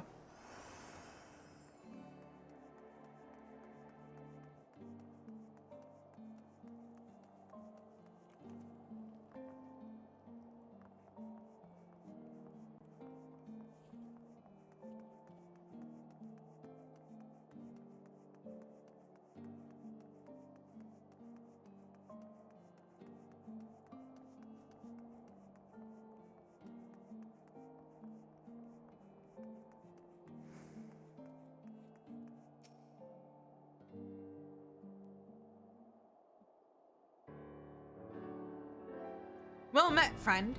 Answering the call of the firmament, are you? Wonderful, wonderful. Wait, I know you. You're the savior of Ishgard. Are you saying that you would contribute to the reconstruction project? I chanced to see the notice. To think that a fabled hero such as you would help to rebuild our city. We are grateful beyond words. There is, just one trifling matter. Do you perchance possess a work permit? It is a requirement for non-Ishgardians, you see. I don't know what that is. Is that so? As I recall, you are a ward of House Fartom. In which case, perhaps an exception can be made. Alas, I don't have the authority to make such a decision. Well, I do, and I believe the permit can be overlooked in her case. Hey there, bud. I just saw you. Lord Overseer. That you should grace us again. I mean, he does kind of owe me his life. Greetings, my friend. It has been a while. Indeed, I shouldn't be surprised if you have forgotten me. Of course I haven't. Yeah, of course I haven't forgotten you. We literally saw each other like 10 minutes ago. Honored am I that you should remember me. Much and more has happened since we first met. Or since first we met. Not least of all, the war's end and Ishgard's transformation. It feels like an age ago that you and Lord Horshaphant saved me from a heretic's fate. And you had proven your worth to me then. Or you had proven your worth to me then. Even so, little did I expect that you would go on to save our entire nation. You are a hero to us all, and no amount of words could express my gratitude. No, only through action could I begin to repay the debt. Thus did I resolve to do my part for Ishgard, that I might honor those noble souls who risked life and limb to protect the nation. Souls such as you and Lord Horshaphant.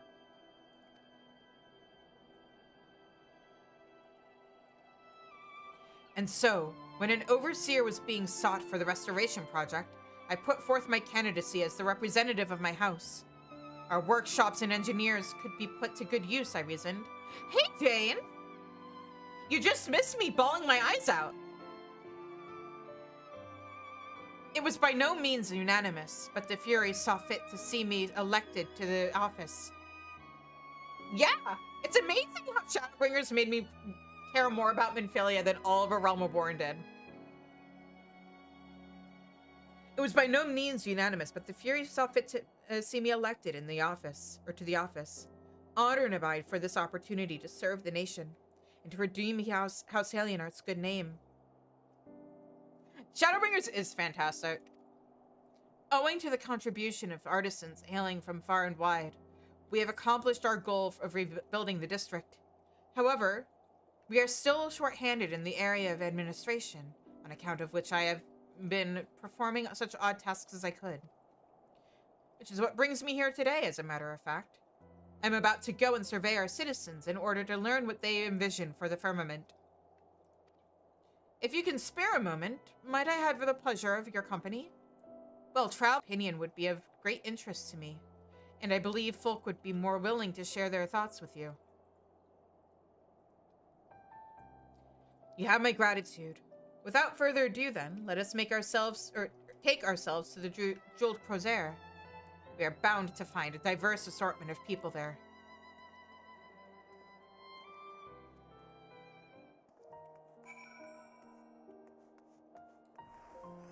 I'm gonna take the Etherite. Or I'm sorry, Ethernet. But yeah. But like, imagine how much harder, like that quest with Flamine in 5.1 already hits hard. Imagine how much harder it would hit if Minfilia had actually been written well in A Realm Reborn.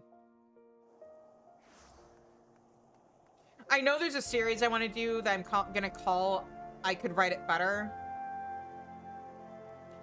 I might as well add, I wonder if I should just do A Realm Reborn or if I should make Minfilia her own video.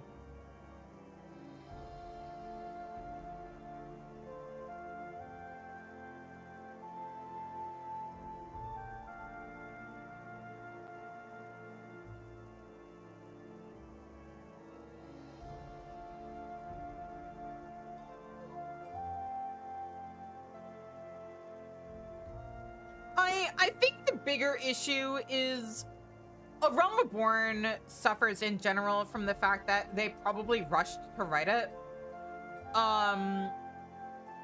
Because A Realm Reborn was developed like a game of the scale of Final Fantasy XIV, A Realm Reborn normally takes 5 years. And they got it done in 2, which is incredibly impressive, especially considering how successful it ended up being. But the game, like, they've spent the last decade trying to clean up the technical debt that was created pretty much right away because of it. They took a lot of shortcuts. I think a lot of people don't fully appreciate how impressive it is that they were able to add flying to a Realm Reborn zones, because it means it meant not just adding flying, but like redoing some of the zones, because otherwise the shortcuts they took when they were making a Realm Reborn would have been really obvious. Because a lot of the stuff that was like part of like backgrounds and stuff was done with like tricks of perspective.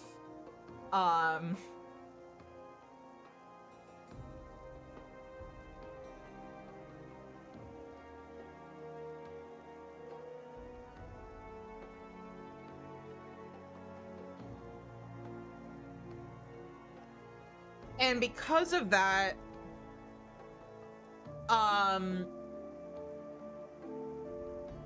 a lot of these scions don't get proper characterization.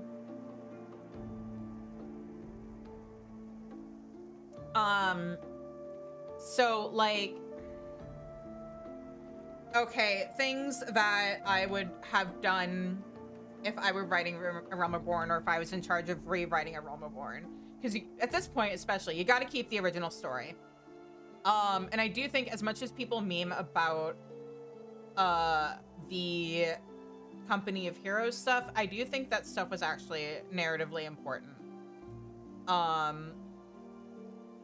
Because the whole point of it is, like, they don't know, like, A, you roll up claiming you've beaten Ifrit, so hand over the secrets to fighting Titan, please and thank you. And, like, A, you're a nobody adventure they've never heard of. Why should they believe you? And even if they do believe you, why should they believe it's anything more than a fluke? But more to the point, like, the reason why I made a point of starting in Ul'dah is because, like, narratively, given the arc of the story, Ul'dah has the strongest beginning. Because if you start in Ul'dah, you meet Nanamo as Lily-Ra, like, right from the beginning. You meet Thancred as, like, your first point of contact for the Scions. Lolorito and Telegietaleji, like, all of the drama of what's going on in Ul'dah gets mentioned earlier on. So, A, because you've met Thancred earlier, you at least have a little bit more of a relationship with him, which causes more, at least a little bit more impact when you find out he's been possessed by La Habrea. And because you met Nanamo sooner and, like, got all this other background stuff, when you're brand spanking new, you don't necessarily appreciate it, but it does set up better for, like, the whole story arc of A Realm Reborn through 2.5. That being said, like, boy, I wish that they were able to make it so that we had a better relationship with Thancred beforehand. Same deal with Papa Limo and Ida and Y'shtola. And so part of that is too, we get told a lot of stuff about Minfilia and what a great leader she is and all these contacts she has and how, oh, by the way, she really likes mining. We never see any of it. Minfilia is a really good example of why show don't tell is such an important rule in writing. And yeah, sure, rules are meant to be broken, and show don't tell really has more to do with, like, script writing than book writing. But, like, I would argue that video game, like, that applies to video games. You have characters that can do a thing, so don't tell me that they can do a thing when I can just run into her. Maybe meet Minfilia as a miner before I ever meet her as the leader of the Scions or something. Give me a relationship with these characters. Show me Minfilia leading. Show me Minfilia giving orders as I enter the Solara to talk to her, and sending off another group of Scions to do a thing. Maybe Arnvald and his friends. Maybe instead of, like, Arnvald telling me he's gonna get his first assignment, if I happen to talk to him in the Waking Sands, maybe have me walk in on her giving him his first assignment. If I remember right, the reason he didn't get killed when the Garleans arrived at the Waking Sands was because he was on an assignment have me walk in while he's receiving that assignment. Give Arnvald more of a role in A Realm Reborn, so that way when he shows up in Stormblood, we get to be like, oh, my baby boy grew up. Instead of people being like, literally who, if they didn't happen to talk to the Scions in the other room before they killed everybody. Anyway, hi, Francel. Yes, there should be a suitable spot. Join Francel as he surveys passers-by to learn their opinion of the firmament. As the survey may take several minutes, you may wish to cancel any pending duty finder registrations. Don't worry, I don't have any of those.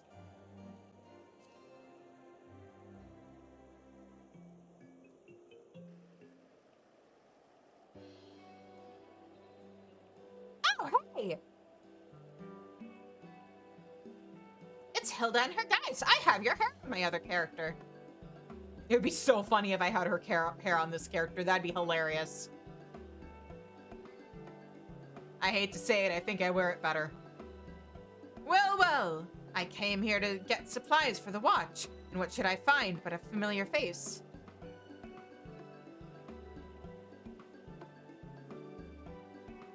What, you think you wear her hair better, or you think I wear her hair better? And if that ain't a pretty lad you've got with you, Shizune, and a highborn one besides, you've done well for yourself. Wait, no, it's not like that. Yes? Okay, I'll take it. I would never betray my Amric. It's not what it looks like. Please don't say anything weird to Amric. I'm teasing is all. Any road, it's good to see you, my friend. What brings you here? Lady Hilda, your reputation precedes you. As you may be aware, approval was recently passed for the restoration of the firmament. In order to build a district that best serves its residents, we would know what good citizens such as yourself envision for it. Will you not share with us your thoughts? Ah, so you're the one they appointed overseer. Well then, you won't mind if I speak freely. Now, this ain't hardly revolutionary, but I want the firmament to be a place we can all make an honest living. Where, if a man works hard enough, he can have a roof over his head and food in his belly. Aye, might be as the war is over, but for a lot of us, the struggle continues. Same as afore. The sort of struggle blue bloods will never know. Remember, Ishgard don't belong only to the high and the holy now. If the nation's to prosper, all her citizens need to prosper. Well, we must be getting off. Oh my god, that's not, well, nope, nope, nope, nope, nope, nope, nope. Well, we must be getting on. But if we've need of guards, feel free to send word. If the coin's fair, I reckon we can come to an arrangement.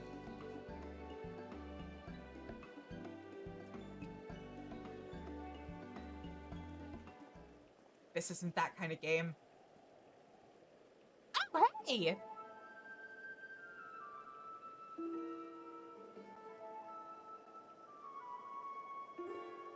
Ah! That there is Lord Briardian. I had heard that he was traveling the realm in his capacity as a consulting inspector, but it appears he has returned to Ishgard. Like your good self, he is a well-traveled individual, and I should like to inquire after his opinion. Do you suppose we could beg a moment of his time? I'm sure I can twist his arm.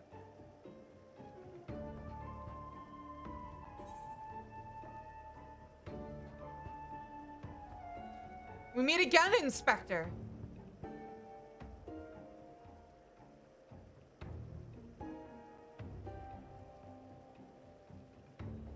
Well, if it isn't Shizune.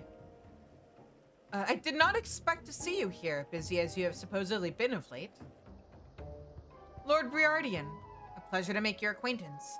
I am Francel de Helionart, and I have the honor of overseeing the reconstruction of the firmament. It is known that you are intimately familiar with all the city-states of Eorzea, and I should be much obliged for your insights. In your expert opinion, what is the one thing you believe that the firmament needs most? If the district is to thrive, then it must have a thriving economy. As I have oft observed in my travels, the flow of goods and people is as lifeblood to a city, and should be encouraged. Ishgard has long been insular, but the recent changes present a great opportunity. Given the right planning, I am hopeful that ours may become a nation where no citizen lives in want.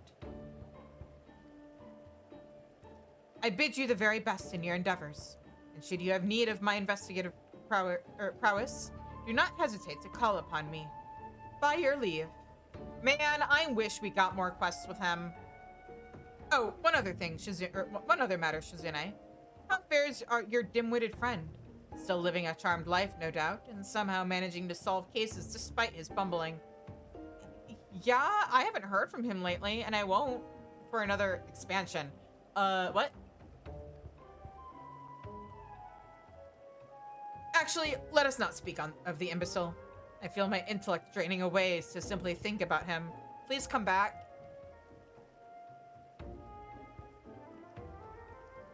Please. You were like a lifeboat in the ocean of dumbness.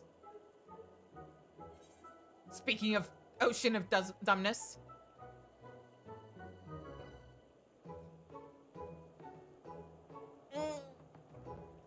Ad break. All right. I'm gonna get some stretchies in. Actually, like, I think I've recovered enough from certain shenanigans that I am going to add a new...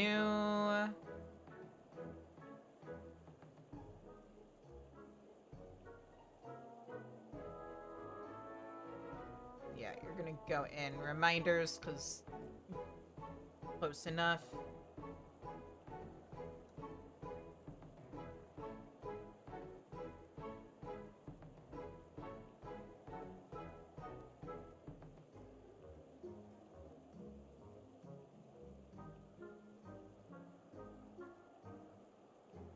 Okay, gotta give this a global cooldown of like,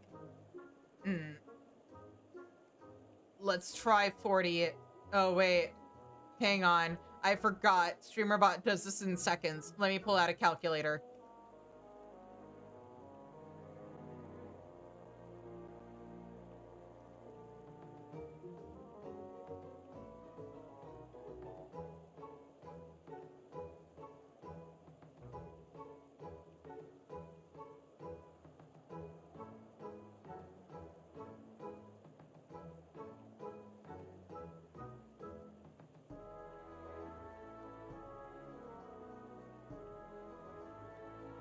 Okay.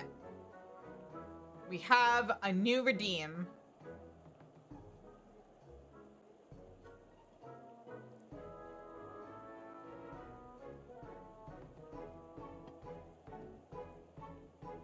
Because, for anybody who has not heard, I have a sit-stand desk now.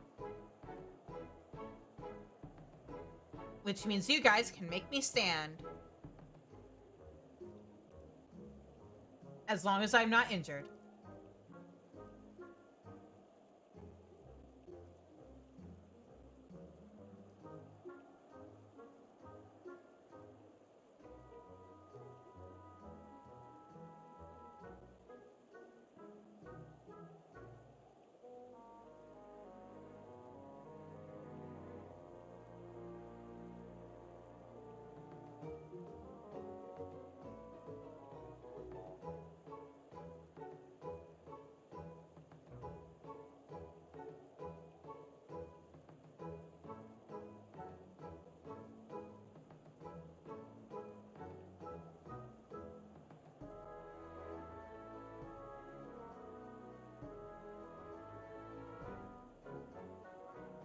Anyway, I actually...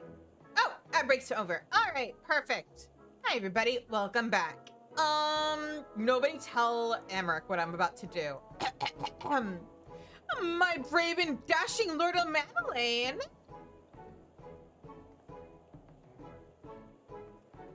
Please don't tell Amric. It's a G. And there I thought a distressed damsel was crying out for the comfort of mine arms. You surely know how to get a man's hopes up, old girl. Teehee. And if it isn't my dear Lord Francel, how fares your lovely sister? Has she perchance spoken of me of late? You know, I saw her recently. If Laniet has spoken of you, I fear it has not been in our conversations. Poor guy. Now, if I may change the subject, Lord Emanuelaine, you will have heard that the restoration of the firmament has commenced. Is there aught that you envision for the district? What I envision? Can't say I've given it much thought. Well, what with the war finally come to an end? What is in order if not festivities? Yes, make the firmament into a festive place, I say. A place where one and all may engage in revelry each and every day. Beg pardons, my lord, but I believe Lord Francel seeks something more specific and, dare I say, constructive. I mean, it's not constructive. No, the advice comes from the heart, and I shall take it to heart. You have my gratitude, Lord Emanuelaine. Always a pleasure to aid a fellow man. Now then, we must be on our way. Take care, Shizune, and don't do anything I wouldn't do. Onwa is the real one. Also, Emanuelaine, what do you mean don't do what you wouldn't do? That's such a short list. Oh, and Lord Francel, do send my fondest regards to your sister. Tell her how very helpful I was. Yes, that's good.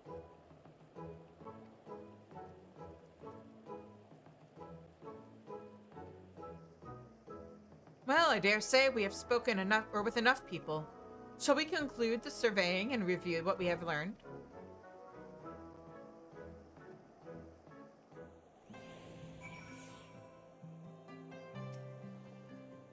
Thanks to your presence, we were able to hear a diverse variety of opinions. Each one has merit. The question is whether the visions can be made reality. Actually, it's funny, like, having done these quests before, I can see how he managed to accomplish all three of these things. Made reality? No, such pessimism will not serve.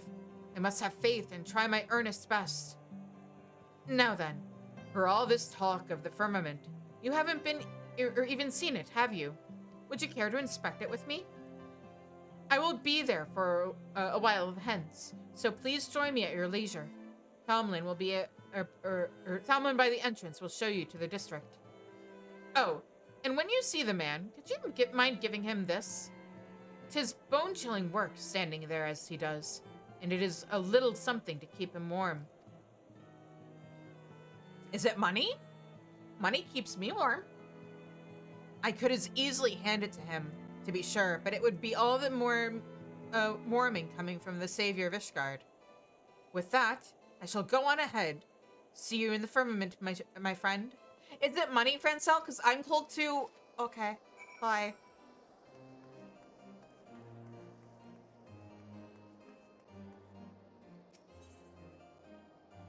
Oh yeah, Jane, did you see the photo I posted in Discord of how I am dealing with my shock mount until the replacement arrives? It's a solution.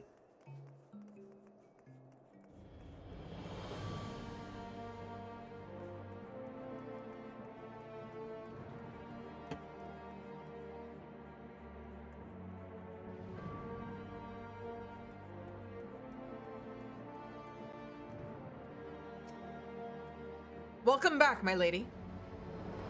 Yeah, but like, it's a little depressing that the elastic is so short I can actually like tie it to make it like, if there's enough stretch in it that I was able to tie it and still make it work. Will you be heading to the firmament? Yeah, but also, oh, it's mulled wine. You know what? I'm less interested. So hot to the touch, this bottle of mulled wine will help to keep him through his shift. I'm more of a cider girl, or hot cocoa. From the Lord Overseer, you say? He truly is too kind. Before I began working under Lord Francel, I had thought there as little of highborns as I assumed they thought of us commoners. But my lord not only treats everyone as equals, he shows kindness to everyone. Yeah, that sounds like Francel. And to receive this gift from the hands of the savior of Ishgard herself, I am touched beyond words. Sniff. Thank you, my lady. I shall enjoy the wine when I find a quiet moment. Now then, I believe Lord Francel is expecting you in the firmament. Just say the word and I will show you through. The word.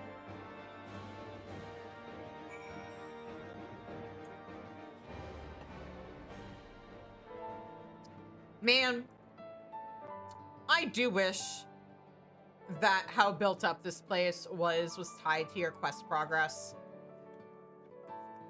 Because here they're going to be talking about, like,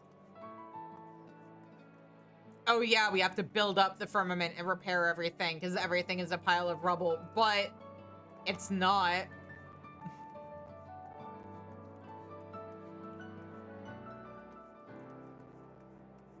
Anyway, hi, Francel.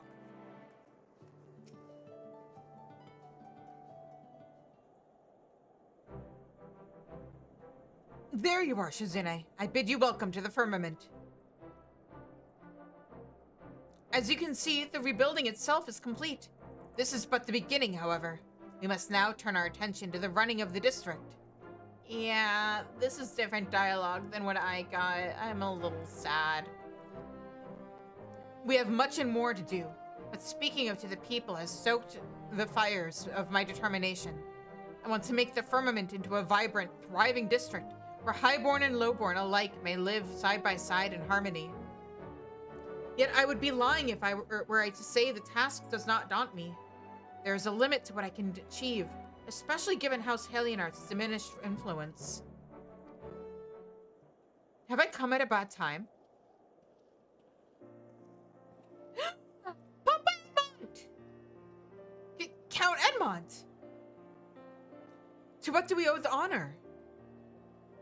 Lest you forget, I am the Count de Fortin no more. Just a retired old man. As for my presence here, Manelaine reported that Shizune was in Ishgard, and I thought I would make a social call. You will forgive me my eavesdropping, but it seems the reconstruction project is not immune to the uncertainty that has accompanied our nation's transition to a republic. Shizune, I'm given to understand that the other nations have established residential districts for adventurer use. Is this true?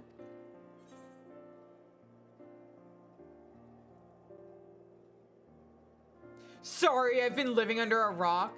I mean, it's not a house. I mean, okay, my FC has a house, and I have an apartment. So I guess the first one works.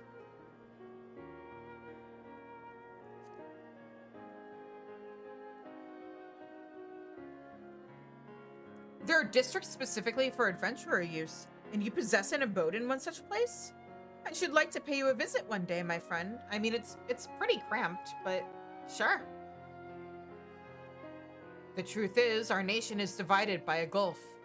While the redistribution of wealth may go some ways towards closing this gulf, it shall not lead to true independence for the masses. We must ask ourselves, in this new age in which we live, what role would each one of us play? In pondering this dilemma, I believe that we may draw inspiration from the adventurers and their independent lives. Independent lives. If we were to translate this into the firmament, might it not assume the form of self-administration? It seems you have found a spark. In which case, this old man's ramblings have served their purpose. I shall pray for your success, Lord Francel. Your words are as a beacon in the dark, my lord. Thank you.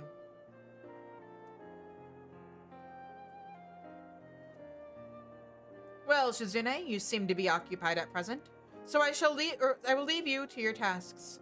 But when next we meet, I hope to be regaled with your recent adventures. As ever, our Fort Manor is at your disposal should you need a rest.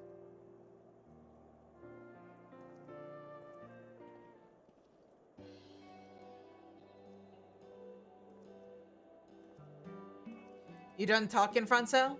because I'm itching to meet your hero friend. Yes, forgive me for the wait. Shizune, permit me to introduce you to Ogbert. Formerly an engineer of our house, he now serves as the project's chief foreman. It is thanks to his leadership on site that I am able to focus my energies on the administrative aspects of the reconstruction. Francel's told me all about you, Shizune. First, you saved the whole bleeding nation. Now you're helping us rebuild it brick by brick. What can I say except it's great to have you on board. If you have any questions about the work, I'd be happy to field them. Just save the tedious stuff like the budget for Francel, eh?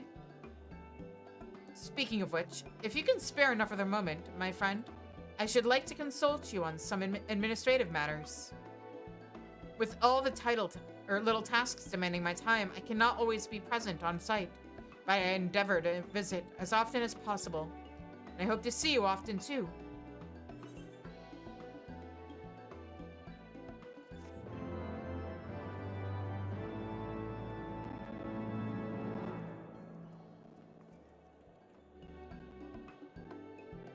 You now have access to the firmament. An option has been added to teleport here from the Foundation Aetherite. Speak with Ogbert to learn about how you may contribute to the reconstruction effort.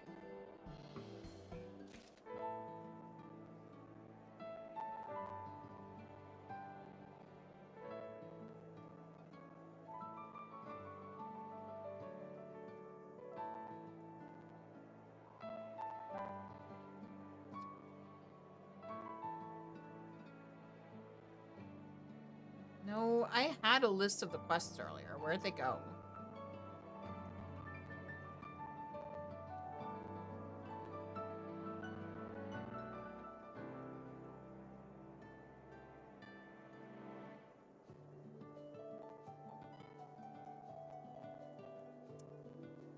Nope.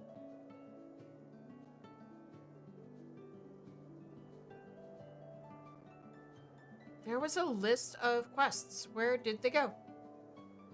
Main quests. Here we go.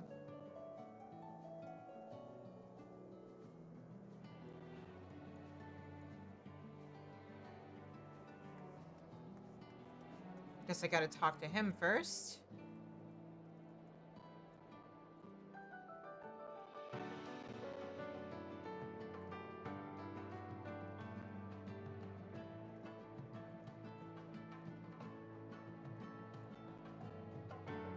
Okay. Right, Shizune. If you're gonna lend us a hand, a little explanation is in order. First thing I want to talk about is that their Sky Builders board.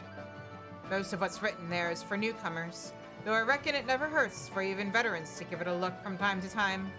Besides that, we try to keep a record of our progress to date, and it might guide us in going forward. Now then, let's talk about the work itself. The main thing we need our artisans to do is provide us with supplies. On that topic, I reckon it's quicker if you speak with Potkin over there. Run along and introduce yourself to him.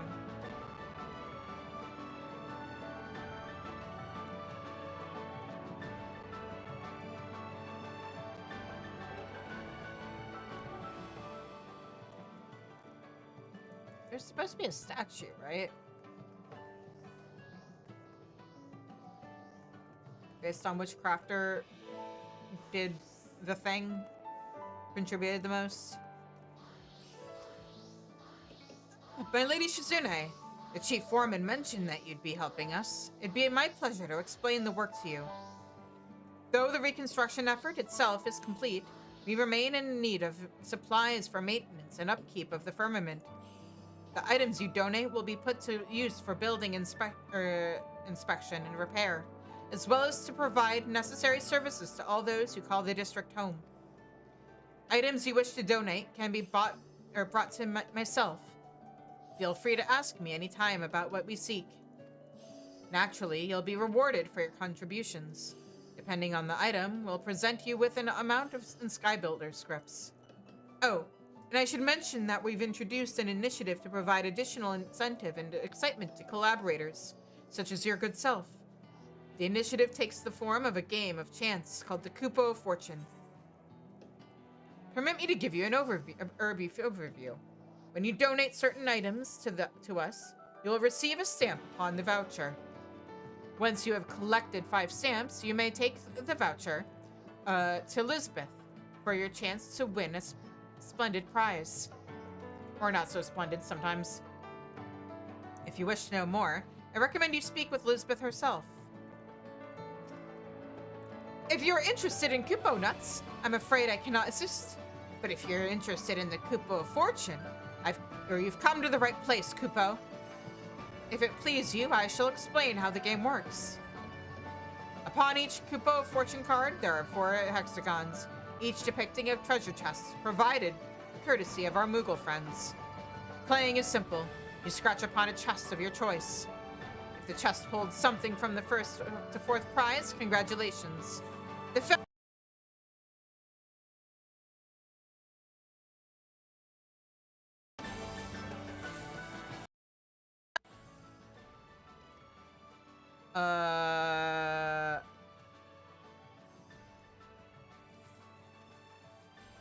Oh, that was weird. Let me check something.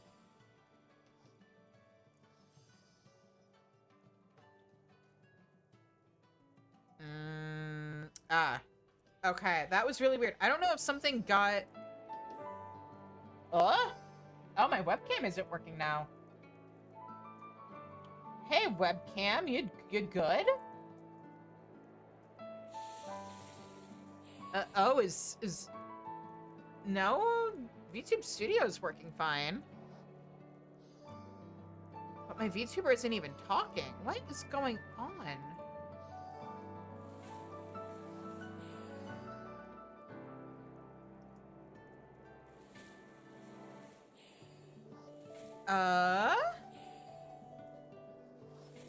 That's weird. Let me try restarting VBridger. Is VBridger the culprit? No, because my VTuber model should still be talking. Because that's set to my mouth noises. That was the worst way to describe talking. Holy shit. I'm never saying that again.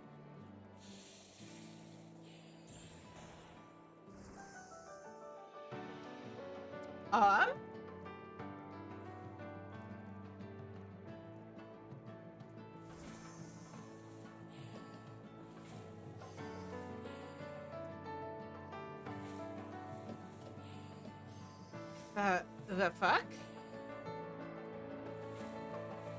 Something just decided to misbehave. Hang on.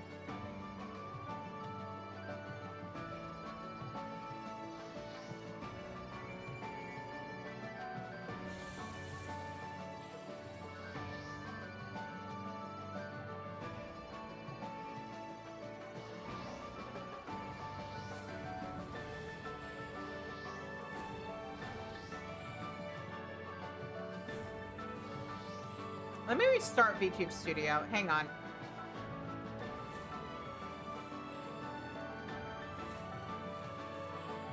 Why is this not working?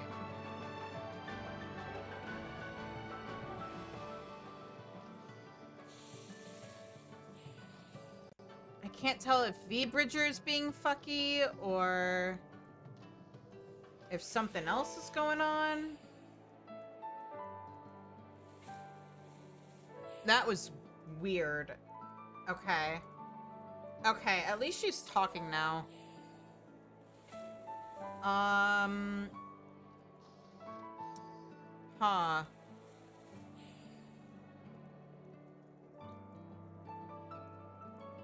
Okay, it's cool with me if I'm using media pipe. So there's that.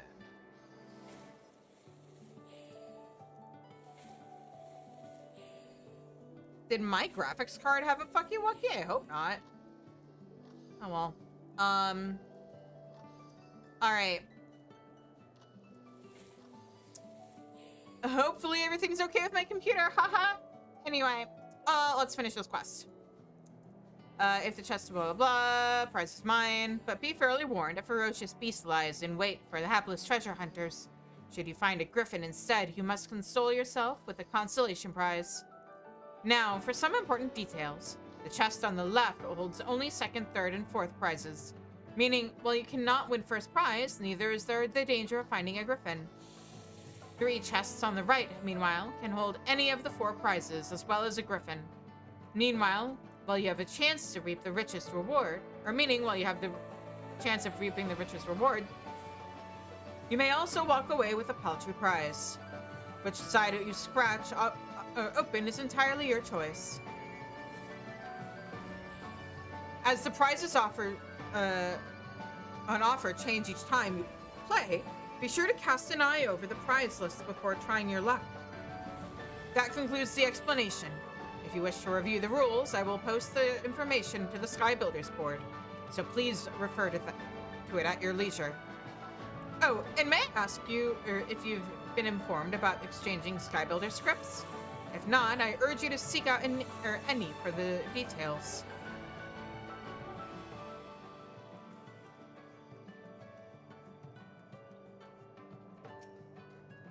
Welcome, my lady.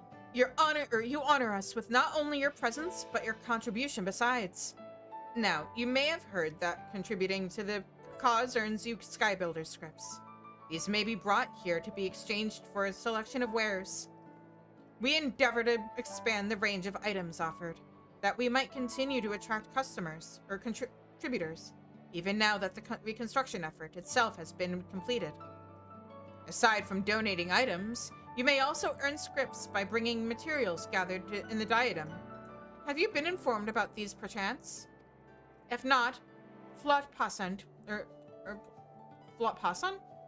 will be able to furnish you with the particulars. Meanwhile, I shall look forward to exchanging many scripts for you.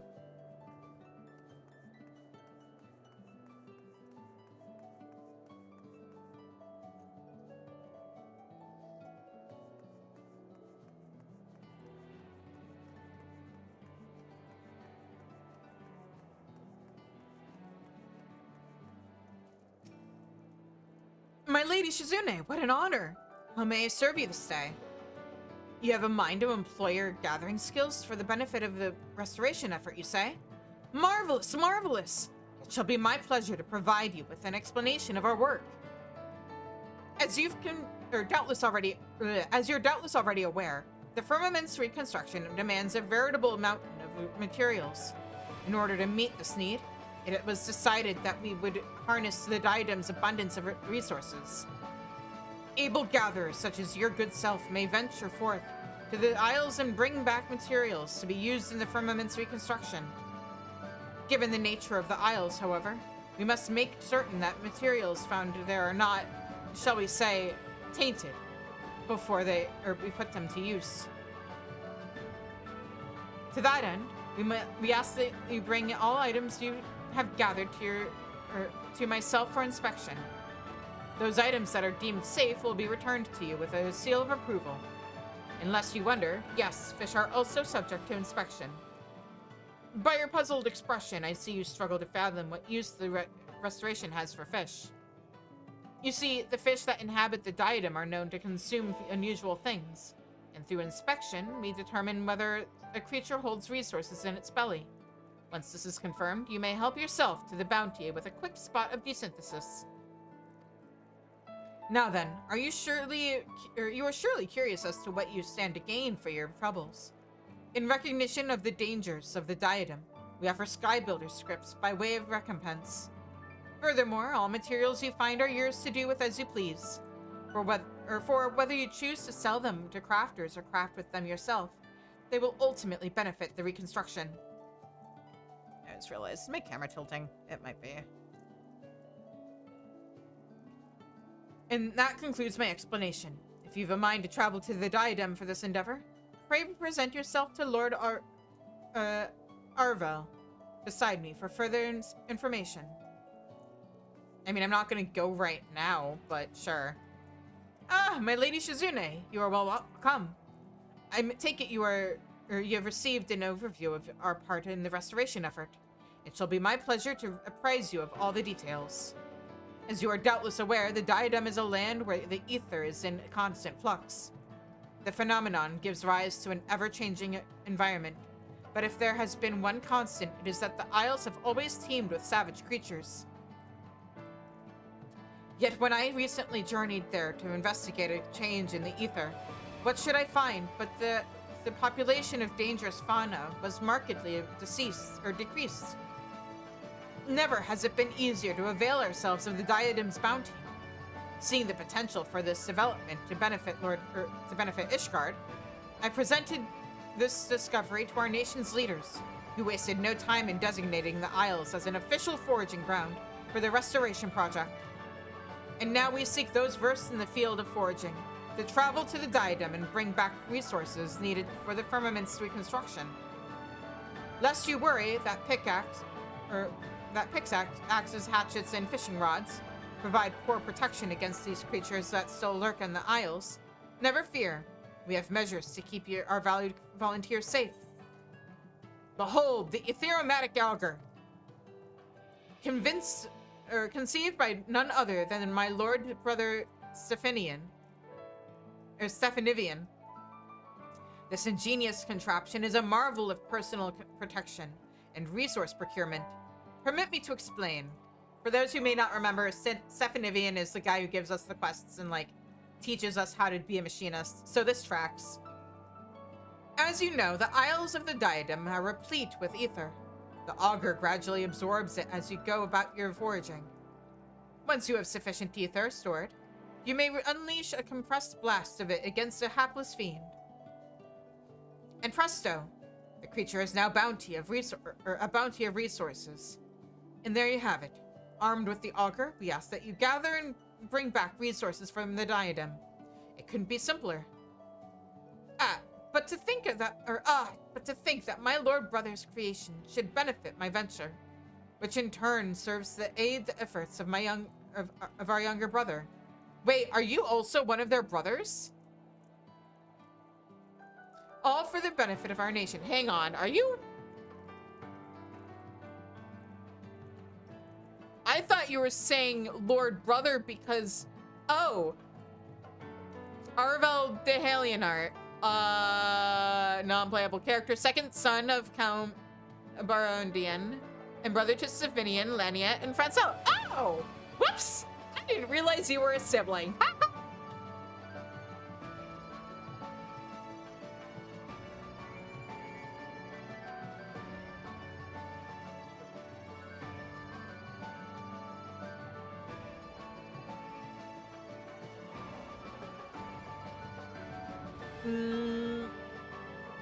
Okay, if he's the second son, does that make him... Well, I guess if we're saying Lord Brother, Stephanivian is the heir. If he's the second son, is he the second son... Fuck, I don't remember where their dead brother landed in the family tree. Has Stephanivian always been the heir to the family? But to think that my lord brother's creation should benefit my venture, which in turn serves to aid the efforts of our younger brother.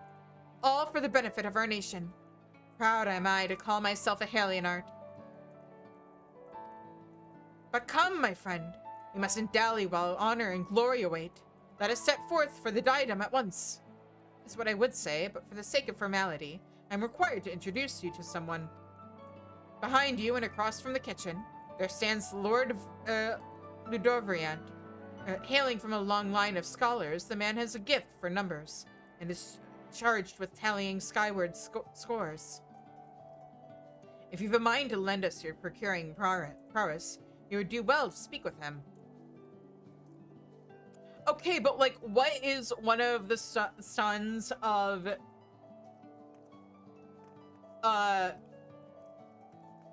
a Lord of Ishgard working a counter?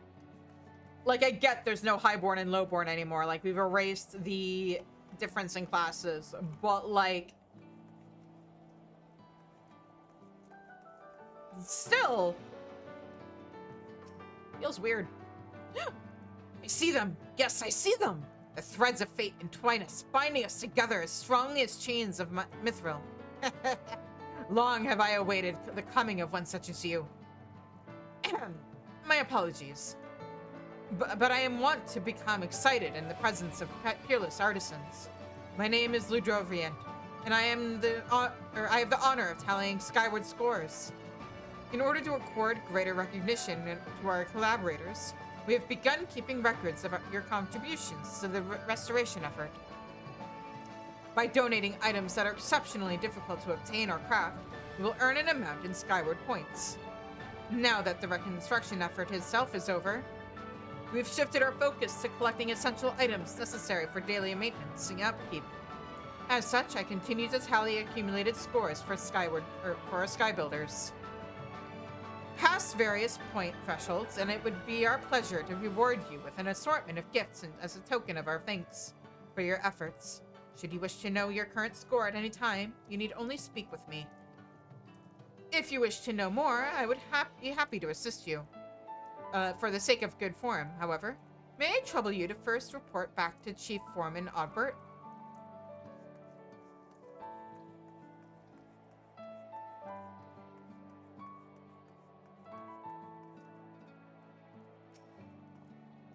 There you are. I trust you've got a grasp of how things work around here now.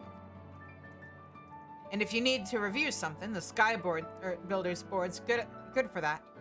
Say, if you've got a knack for gathering resources, reckon you want to have a chat with Arviel.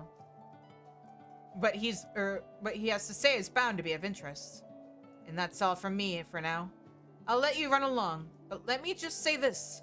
For a famous hero like you to help us here on the ground, you're a good sort, Shizune. Thanks. Okay. That is it for Ishgard Restoration. And it is exactly 10:30, so I think I'm actually going to wrap, especially considering how long we went over last night. Your girl is an epic girl. So, let us find somebody to raid. Unfortunately, that means no Facet quests tonight. But maybe on Sunday. Either way, Sunday. If you want to be involved with us doing the first near raid, minimum item level, no echo, 15 people, me on Black Mage, we'll be starting at 4:30 Central on Sunday with that. And then yeah, there'll probably be time after. So like Sunday I can probably get some more firmament stuff done.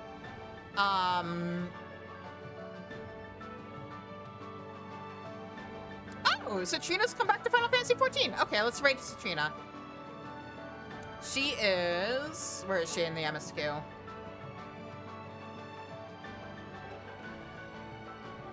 She's probably in Stormblood or... Yep, she's in Stormblood. So yeah, let's raid Citrina, Shutterbug. She is a cool gal, fellow VTuber.